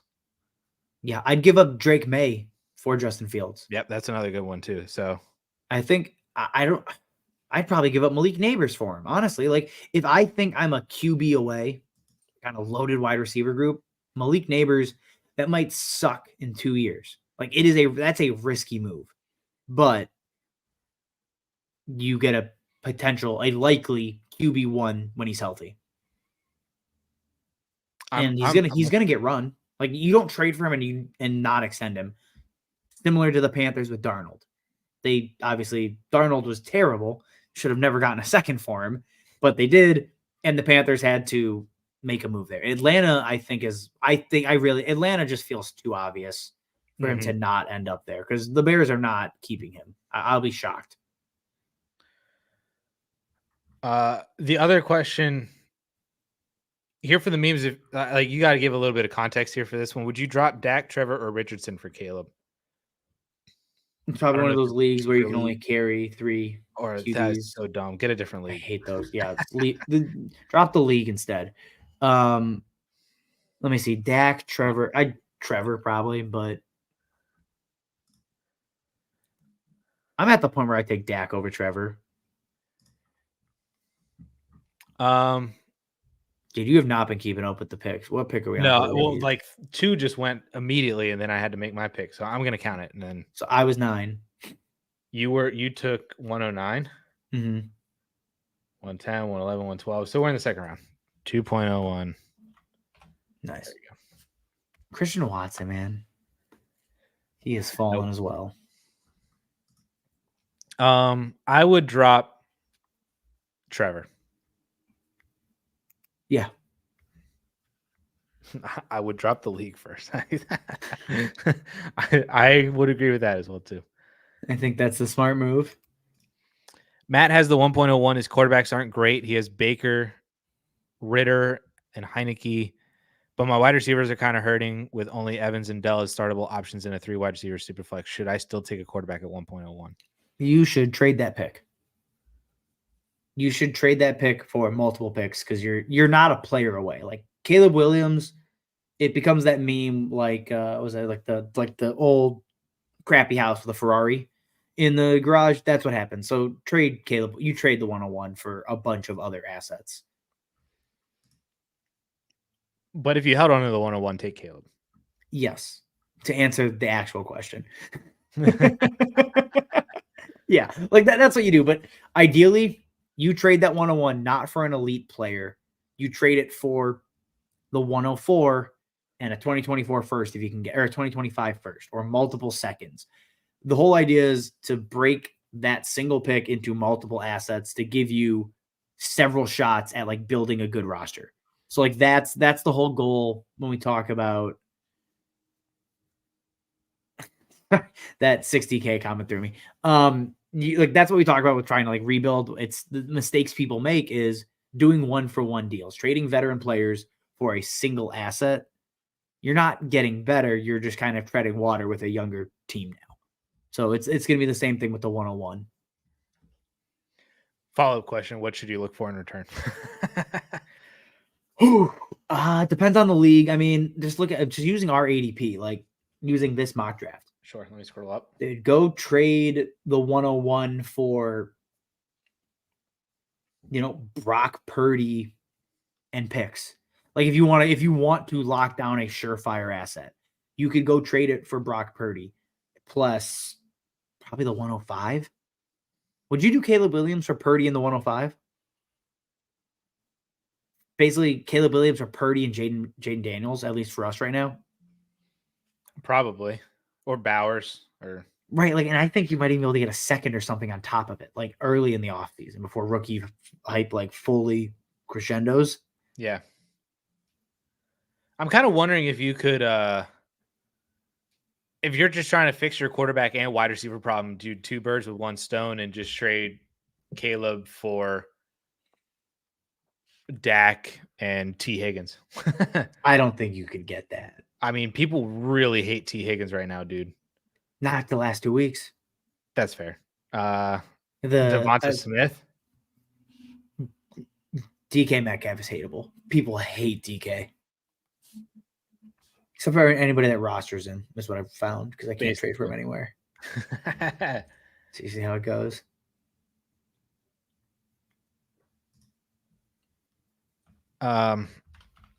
Keeping up with rookie picks. Yeah, Genji's got some good points on here in terms of like the overall like roster or like league context, assuming that it is 12 team. And he said that it is a start 3 wide receiver, so I'm assuming you're probably looking at a start 9, 10, or 11 league as well. Yeah. So that's just where you're trying. I do agree with Justin, where you're just trying to get as many assets as you possibly can that have the potential to gain a bunch of value or fill out multiple draft or multiple starting slots for you instead of just one player. And ideally, the closer, like I would be looking to trade down from Caleb to another top 12 quarterback. And the closer that you can get to Caleb's value in quarterback plus a really good piece, the better. Yeah. Trading down for seconds. It's like the same thing we were talking about on the other. If I have T. Higgins and I can trade down to DJ Moore and get picks, why would I not do that? Like you just want shots because and I think Genji said it, like when you get into the thick of it, most of these players week to week are pretty similar. So just give me the opportunity to add a bunch of those other guys. What did he want? Javonte? Is Javonte gone? Yeah, Javante's been gone for a while, man. He's been gone for 2 rounds. Sorry, JP. You live and learn. 12 teams start 8 with IDP. I'm not including IDP in here. How do you start 8 with IDP? We'll start 8 offensive players, I'm assuming. So it would be 2 quarterbacks, right? Quarterback, super flex. And he said it was start 3 wide receivers as well.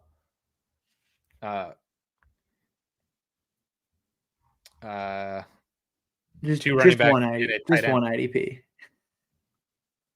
No, that's 8 right there. Look at you counting with your hands. 2 quarterbacks, 3 wide receivers, 2 running backs, and a tight end. That's 8. Unbelievable. Yeah, it's interesting.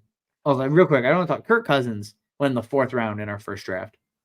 Off the board at 9. I think that's closer to his actual value, the 9th round. Off the ACL or off the Achilles? Off the Achilles. Yeah. Stafford ahead of him. Agreed. Guy we haven't talked about, Rachaad White. So I took him a while ago. Where are you at? I mean, he's been nails. Absolute nails. Like, what do you... I still don't know if he's like that. I don't know if he's a good running back still. He has all the volume in the world. I don't think it matters if he's a good running back. That's essentially what you're going for, is that it's like you're just trusting that he's going to receive the same volume again next year. And ideally the following season. Like he plays out his rookie contract his next 2 years in the same role that he has right now.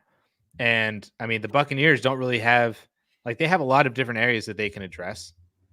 Obviously they have salary cap problems. Not so much problems, but they have salary cap that they can use to re-sign Baker Mayfield, potentially re-sign Mike Evans as well too, if they kind of want to keep the offense congruent with what they had last year. So they can't go and get Josh Jacobs or Saquon Barkley or somebody like that, He should be safe. Who was I gonna get? Evan Ingram. That's who I wanted. So I think he's safe free agency wise. And then draft wise, like I just feel like that this isn't a running back class that I'm necessarily scared of. No. To replace Rashad White. If anything, the running back that they are drafting is a Rashad White clone, and Rashad White is probably better than all of the Rashad White clones in this draft. So I'm not really worried from that point of view. So I am in on Rashad White. I don't think I would consider him a top 12 dynasty running back. I mean, value-wise, you probably get to 10, 11, or 12, and you start considering Rashad White just because all the old running backs are like suck now. And, and we don't have rookies coming in really that push for that value either. Yeah. So he probably has to be there by default. And so, yeah, he's just kind of there, Honestly, I'd probably be looking to see if I can move off of him for that kind of value. Like if you can get RB1 dynasty RB1 value for him, I'd move off of him. I don't think you can, because I took him he fell to the 7th. Like is that dynasty or is that an RB1 still?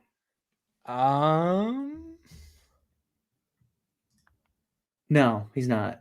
10, 11, 12, 13. I think he's 14.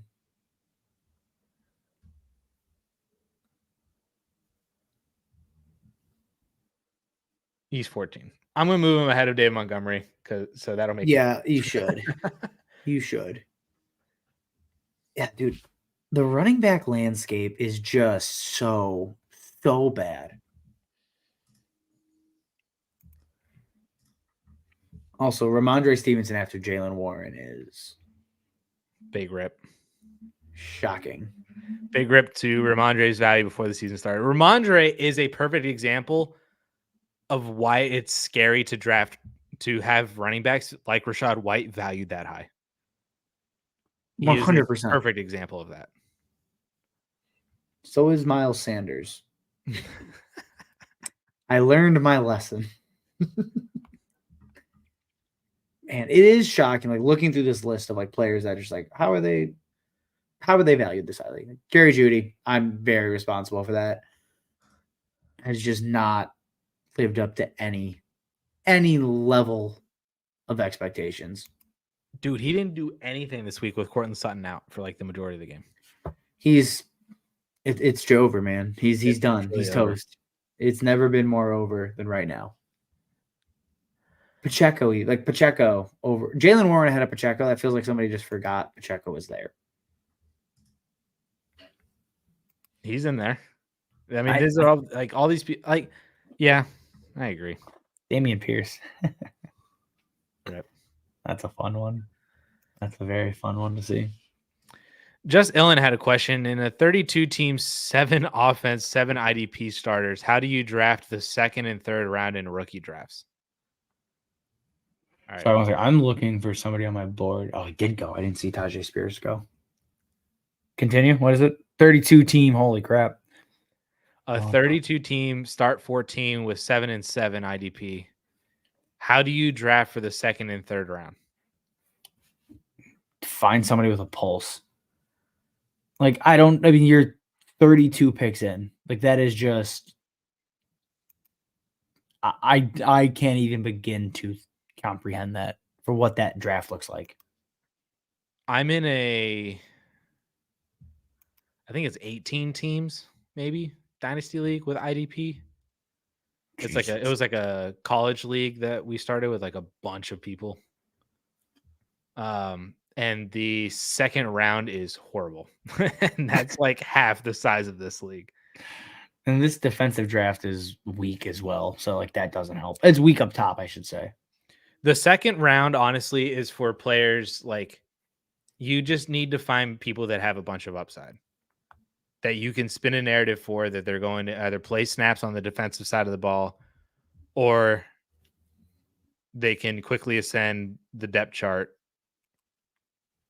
offensively. You know, like it's so hard for me to comprehend what the second, like what the 212 in a 32 team league, what player that would be. Like that's 44 overall. It doesn't even, I can't comprehend it. Which would probably end up being like maybe the early third in a normal one when you include like the IDP players. So I'm looking at picks here because everybody on my board sucks. Yeah, I feel like we didn't answer that at all, Ellen, and I'm so sorry. I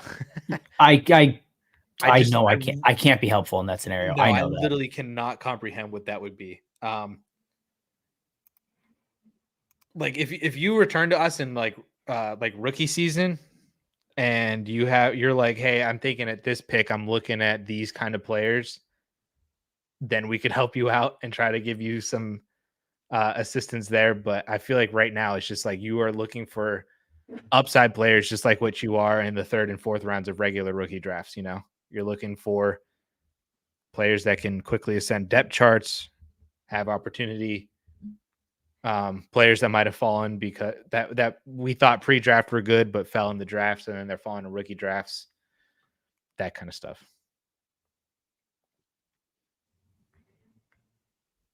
I'm learning, Addison, we need to cut these off in the 10th round because double digits suck. I just took Luke Musgrave and I like Luke Musgrave, but I hate this. Just take kickers, dude. Everybody just take a kicker from here on out. Non-stop kickers. Spiked Mocha had a question for you. If Cole Kmet fell, would you have taken him over Luke Musgrave? Oh yeah. Yep. I like Luke Musgrave. I think Luke Musgrave is probably a very good bet or a good chance to be next year's Trey McBride. I think that's a path for him. Cole Kmet remains the Bears' red zone weapon. He's improved each year. He's there long-term, et cetera, et cetera. Like all of those things are in his favor. It's just kind of preference, I think. Musgrave's the better upside play for sure. So I think we know what Cole Kmet is. He's an inline tight end that gets touchdown volume. Mm-hmm. And if he gets Caleb Williams, I mean, there's the other piece of it, right? And I mean, obviously, we all know he's better than Jordan Love. So like that's great. Like that's anywhere to just get that dig in. Even you though get one more in. Like, do I want Caleb Williams throwing my guy by the ball or do I want Jordan Love off pass? Like, no, but in all reality, Luke Musgrave is your upside play. Like he's a much better upside pick than Cole Kmet is. You know what you're getting with Cole Kmet. Upside's not always the way to go, though. You don't always need upside. Yeah. Do you have any concerns with Musgrave with Kraft producing? Do you think that turns into a Knox Kincaid, like a light version of that? Tucker Kraft has looked good, admittedly, but Musgrave is better. He's not the move tight end like Luke Musgrave is. And that wide receiver room is really, really busy. So like them running a ton of 3 wide receiver sets isn't going to be shocking.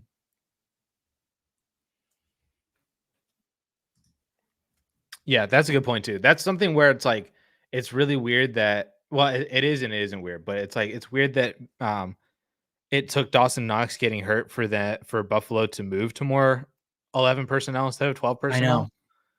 But at the same time, they don't have receivers to really run 11 personnel as like a main set, you know? Like, why would you want Shakir and Gabe Davis out there 80% of the time? Right. Like it's Stephon Diggs, awesome. Gabe Davis, Shakir. Or on the flip side, when the Packers are fully healthy, Christian Watson, Romeo Doubs, Jaden Reed, even Davian Wicks, who I still think Dontavian Wicks might be the best of the bunch. Like you have a much better. Their 4 is better than the Bills 2. I guess so. I mean, maybe I'm still holding on to Diggs being Diggs, but well, I'm saying the 4 in like the number 4 wide receiver in Buffalo is better than the number 2 or number 4 in Green Bay is better than number 2 in Buffalo. I'm with you. I'm picking up what you're laying down. Yep. I think I think Wicks is the best. He's the best route runner of that group, like inside and out. PFF agrees. Oh, that makes me feel like I'm wrong. No. Vinny has a really interesting question here. This can kind of fill in a little bit of space here as we wrap up the final 2 rounds of this mock draft. First year Dynasty player on an adopted orphan team. He tanked, he rebuilt, he has the 1.01. Superflex, tight end premium, added Bijan, Kenneth Walker, Zay Flowers, Tank Dell. It's weird whenever I'm like Zay Jones and Tank Bigsby. That's not good, but Zay Flowers and Tank Dell, that's a lot better. And Dwayne McBride. At what point do you start looking to win now when you have a roster full of second year and other younger players? A-Rich and Fields as well at the bottom. Oh my added goodness. that in there. Now you start to win right now. That team is. You need help at wide receiver, admittedly, because Zay and Tank can't be your one like a true one. I don't think. Sure.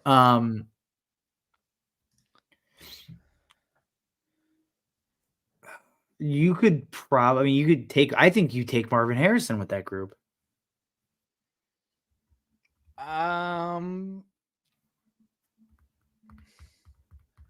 You could. I would need to see, and here's the good news about this is that you're going to know what happens with Justin Fields. Yeah. Before you have to make that decision. So if for some reason Justin Fields gets traded to wherever, that's terrible. It's not Atlanta, it's not Pittsburgh, not even Washington or something like that, you know. Yeah, Washington be fine. Him, Terry, and Dotson be fine. Yeah. But he goes to if he goes to Tennessee, I'd probably take Caleb. I don't think he'd go to Tennessee though. Yeah, you never know. I mean, the NFL's weird, dude. Yeah, what if he went to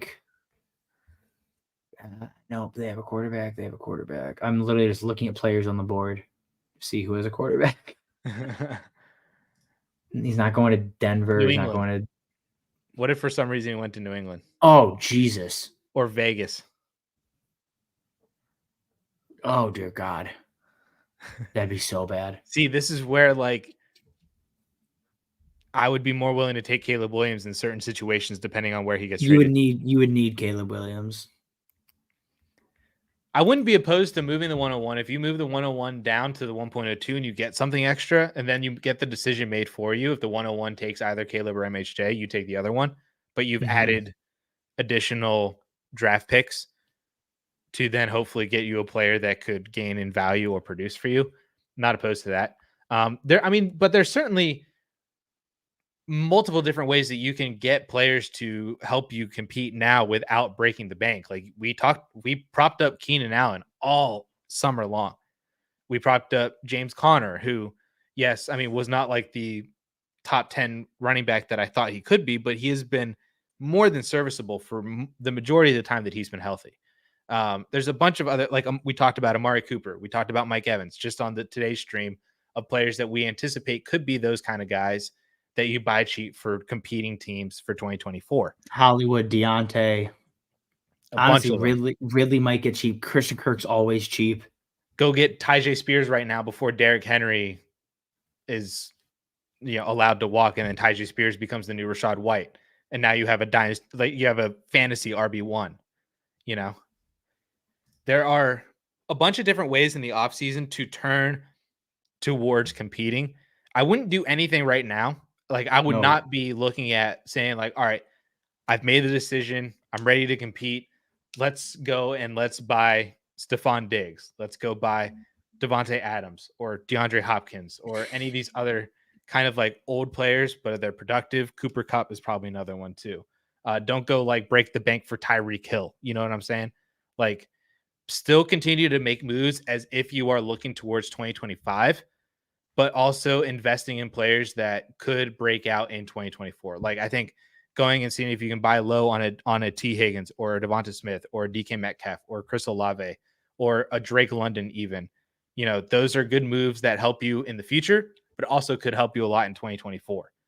And just those kind of moves. And then once we get into the summer, once we understand what happened after the NFL draft, what happened after free agency, we get into training camp and stuff like that. We understand depth charts. That is where you can start targeting players to compete in 2024 using 2025 seconds or other players that maybe got hurt by the NFL draft or anything like that. That is when you start making that move. That's a great question though, Vinny. JSN might be available. I would throw him into that list of JSN. I would hope he's available, but it just feels like everybody expected him to be slightly less. So like everybody's going to justify it and nobody's moving off their value on him. Yeah. It's like, oh, well, he had Lockett and DK. But if he was great wheels up. But if he wasn't, they have the built-in excuse locked and loaded. Right. So yeah. He'll probably increase in value, honestly, which is going to be very annoying because I would like to buy him low. Yep. But I mean, he's another one. Like you don't have to go and target these players immediately, but like or you might not even be able to buy these players low. Like when I was mentioning T Higgins or Devonta Smith or anything like that, you might not be able to, but just they are on the list to go through and cover all your bases, because every league is different. The person who has those players may not think of them the same way that a bunch of other people do. You can take advantage of that kind of stuff if you are active enough. And it sounds like just by, your roster, what you did to it over the past year, getting involved in consuming content in December, looking forward to 2024, that is how you stay ahead of the game in the rest of your league. And you win out by making those kind of moves. I'll take Sam Howell. He's going to be a backup, man. Maybe. That doesn't matter. This is a mock. Who cares? All right. So that's the draft board for Superflex Mock 2. We've been here for 2 hours. That is a long stream. Whew. We got one extra question from Matt. We can see this is also a little bit more conceptual. He has another league, 1 quarterback, 2 regular flexes, 3 wide receivers, a tight end, 2 running backs. Also has the 1.01, 3 other first-round picks, and 2 seconds. Would you trade some of those picks for players that could assist in a rebuild, or how do you navigate draft picks in a rebuild kind of situation? I definitely Tua, Downs, and Myers are the only players of note, so this roster is dead. I'm not making all those picks. I like to get some, because I like to be able to point to this rebuild coming out of the draft and say, look, I know this player is good, right? Or I know I have an asset that I can rely on, because I have a lot of people I played with that they load up on picks. They never trade them away. They draft all rookies. Rookies bust. Like it will happen. You will not hit on every single pick. To where if I can happily go scoop up a lot of the guys you've talked about, to me the same names, DK, Devonta Smith, T Higgins, all of these players that we know are talented, but are just valued under what their production is, or they're coming off of down seasons. They help jumpstart a rebuild, because you get a player who is basically buying low against previous production is better than buying low because they missed our expectations. There's, I think, a key difference when trying to buy low, and like cashing picks in for those kind of buy low players are usually a good way to jumpstart a rebuild and not make it take 3-4 years. Instead, it's 1 to 2. So I wouldn't make all those picks personally. Yeah. I'd also trade back from the 101, just to throw that out there again. Oh yeah. And is this I'm assuming this is 1 quarterback, because you didn't note super flex. Yeah. You just had 1 quarterback, 2 regular flex, and you have Tua. This is the only quarterback of note for you.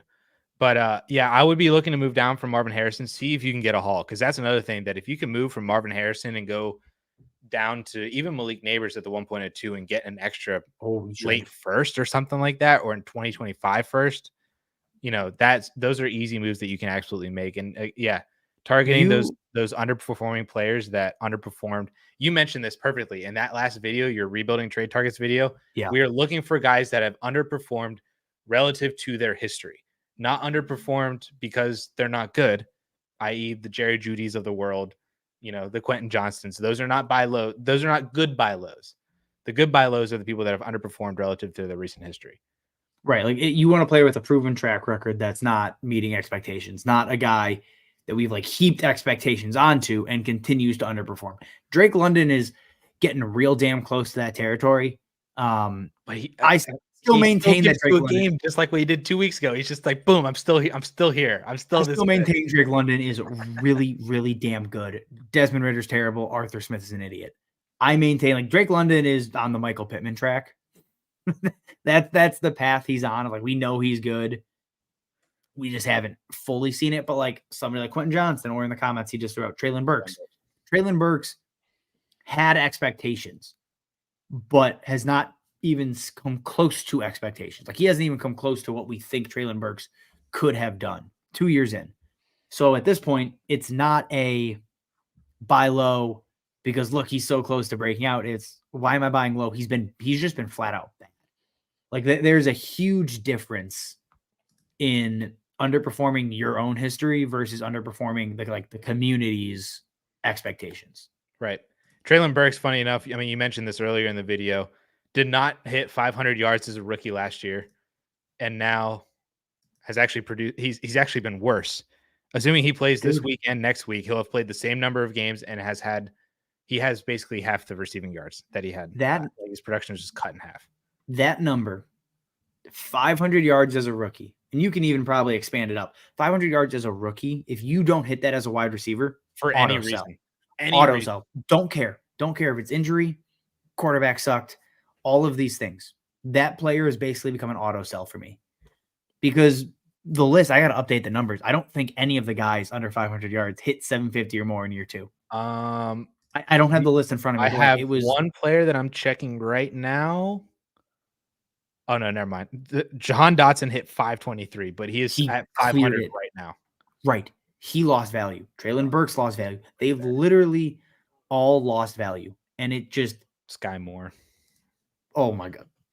Of course Sky Moore didn't hit it. Why would Sky Moore ever hit it? Like, there's that threshold. Auto sell. Go take a second. It's okay to sell low because the history of players that don't top 500 yards as a rookie, for injury or not, is usually horrific. It's just a very, very bad long-term outlook over the last decade. So sell them all. We have a $10 super chat from Mark. Okay. Mark Gonzalez. Thank you so much. Let's see here. So first time Dynasty starter. I love all these people that are coming into Dynasty for the first time. This time of year. Yeah. We appreciate you guys asking the questions and supporting the channel for sure. So Mark says that he is stacked at wide receiver with Justin Jefferson, Chris Olave, Zay Flowers, T. Higgins, Christian Watson, and Curtis Samuel. Quarterback, he's got MVP Jordan Love, and also is that Mac? I'm assuming that's Mac Jones. I can't think of another Jones. It has to be Mac Jones. Monty, Pirine, Gainwell at running back, so nothing really there. Have the 1.01. Is a quarterback a must, or would you build around Justin Jefferson and Marvin Harrison Jr.? Oh. First time I start. This is super flex, right, Mark? I think there's a little delay between the stream and between us talking and the stream. It feels like there always is. I'm assuming it's super flex. Yes, super flex. I would take Caleb Williams. If it's it's Daniel Jones, super flex. I forgot he exists. He's basically awesome. Honest, so it's okay. He's Mac Jones if he was like slightly more athletic. Olave's AT. Yeah, dude. You have to take Caleb Williams with this roster. Mm-hmm. Because your receivers are like, you're rolling out KJ, Olave, Zay, T, Christian Watson as your 5. You're fine at wide receiver. Yeah. You'll fill running backs in, take Caleb Williams. That's like the perfect scenario to take Caleb Williams. Yeah. We've been talking about how do you take MHJ over Caleb? Well, it's when your quarterbacks are really, really good. Then you just take Marvin Harrison Jr. This is the exact same situation. Just exact opposite. When your wide receivers are so elite and your quarterbacks are not that great, just take Caleb Williams then. I mean, Caleb Williams is already the 1.01 in Superflex for 95% of people that have the 1.01. And you just fit inside that even more perfectly because it addresses a need just as much. Right. Like drafting for need sucks typically, but in this scenario, it's best available and need. It's perfect. Probably not an ideal. I don't want to be in that situation, but like it's a good problem to have in this scenario. Yep. Yeah. So, or trade it. That's your other option, but it's either Caleb Williams or trade. Yeah. For a quarterback. Yeah. You can't trade him for like a different pick. You can't go down to like Drake May and then add back. I wouldn't be happy with that.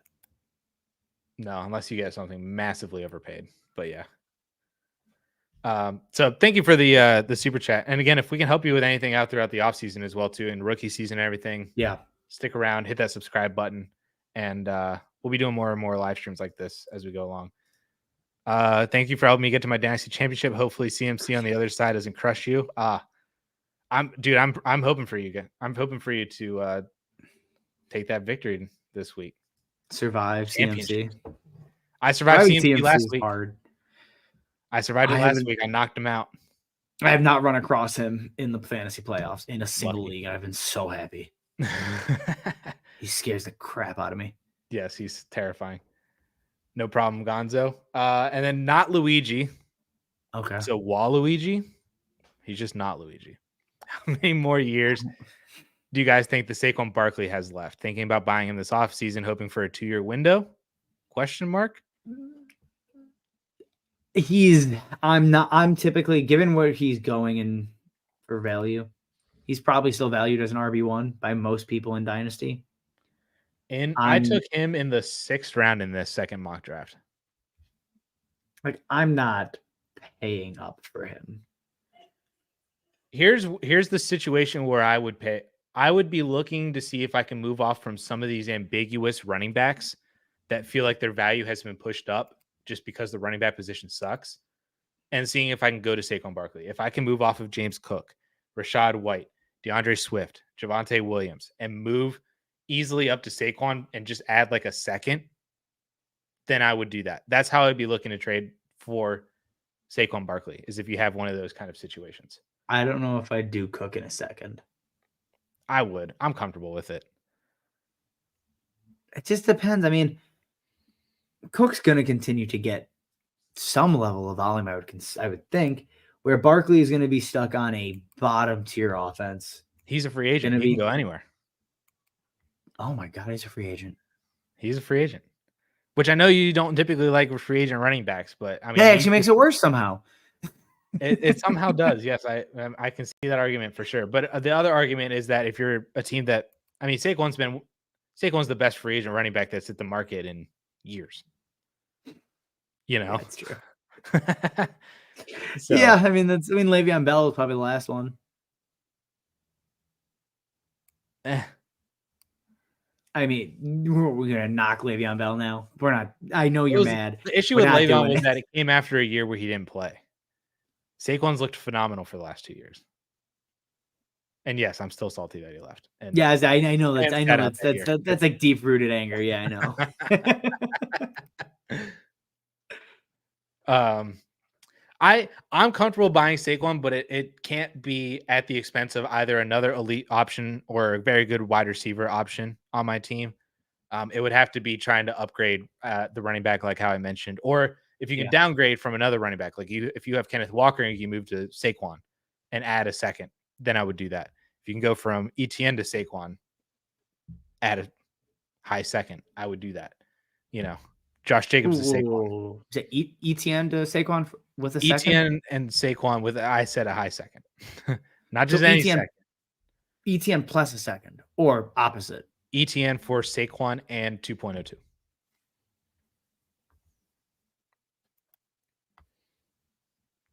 I don't know if I would. A 26 first. Oh, 25 first. Deal. throw in your 24 second, and you got it. My whole thing is like ETN, his value or his production's dipped basically directly in line with Trevor Lawrence being the most injured human being on the earth. So like that's where like the entire offense has suffered because you just don't have to respect Lawrence right now. So he was, I think, he was the RB3, I'm pretty sure, before Lawrence got hurt. So like I would need a lot to move off of him. Why pay Dobbins when you can pay Barkley? Exactly. Well, Dobbins also ain't getting Barkley money. You're not paying him Barkley money. Off an Achilles. I would love or ACL. Everyone was. The Ravens are getting an elite. I have penciled in Braylon Allen for them in the second round, but I would also not be shocked if they pay for Josh Jacobs or Saquon Barkley and just say, you know what? This is like the last piece we need in our offense. They feel like a Josh Jacobs team. Yeah. They really feel like a Josh Jacobs team. I think Gus Edwards will fall into the end zone 10 times when Jacobs naturally gets hurt because he's now a Ravens running back. I have Josh Jacobs on Dynasty League. Anyway. Same. Last question, same roster, Superflex. Got offered Olave in a second for Kyler or Christian Watson? Watson in a first. Assuming it's not like a top 5 pick. Wait, no. So it's Olave in a second for Kyler or Christian Watson and a first for Kyler. Right. He has Watson and the first. He would get Kyler. Yes, that's what I would do. Watson in a first, assuming it's not like a top 5 pick. For Kyler. If that's as long as it's not Christian Watson and the 1.01 for Kyler, right? As long as it's not Watson and the 105. 106 and later for me. Yeah, then I'm in. Easy, for sure.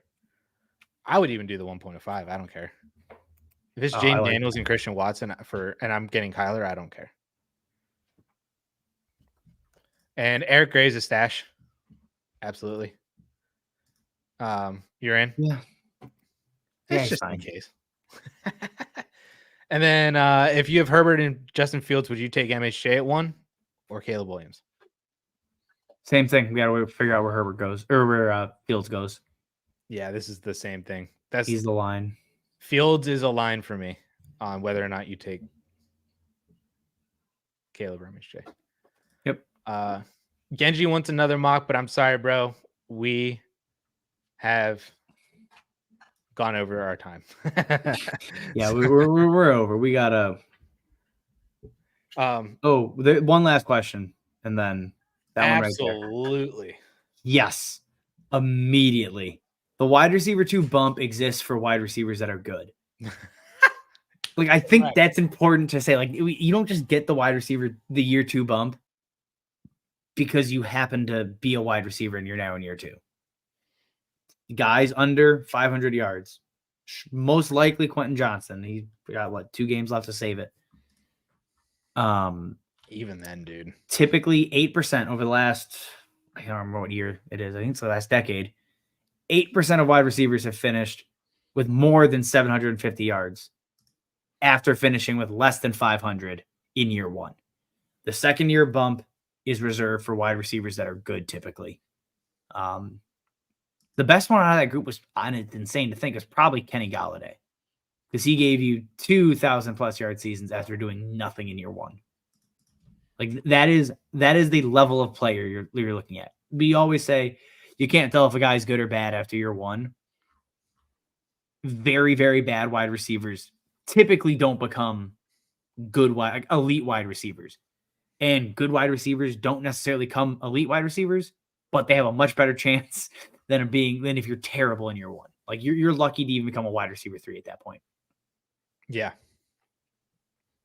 Yep. I would take a second. Absolutely. Yep. What do you think about it? He needs 115 yards over the next 2 games to break 500. And his last 2 games, he has 50 combined. His last 2 games. And we'll get it's Easton Stick. Well, it was also Herbert for the majority 12 of it. weeks. He hasn't had Mike Williams for another 12 weeks. Right. Like hasn't had Keenan for multiple weeks. now. Didn't have Josh Palmer for like 6 weeks. I think we laid this out. Like the argument was, well, he's behind Keenan and Mike Williams. Can't expect much. Well, he's behind Keenan and Josh Palmer. You can't expect a ton. Well, he's behind Keenan Allen and Austin Eckler's there. I mean, you can't expect him to do much. And Jared Everett too. Yeah. Yeah. Well, I mean, Jalen Guyton's flashed. Like it just never ends with Quentin Johnston. If he's good, I'm happy to eat crow, but I just don't think he is. I agree. All right. And what a fantastic way to end the stream then on some Quentin Johnston hate. I mean, that's fuels me. All right, guys, we appreciate y'all so much for hanging out with us for the past 2.5 hours. Basically, we appreciate you guys drafting with us for these mock drafts. We're gonna try to do some more of these. We might do a 1 quarterback one. We're gonna do some rookie ones as we get through the draft season and stuff too, and we know more about this rookie class. So definitely, if you're not, hit that subscribe button. Consider joining the YouTube memberships as well too to directly support both Justin and I. You get extra content over there, which reminds me that we need to drop a member only video. There hasn't been a lot to talk about, but I do have one topic that I think I want to share. So that'll be coming up here soon, either later this week or next week. So, but yeah, thank you guys so much for hanging out with us on this late night. Hope y'all had a fantastic and wonderful Christmas, and hopefully you guys win your championships this week in week 17. We'll see you guys later. See ya.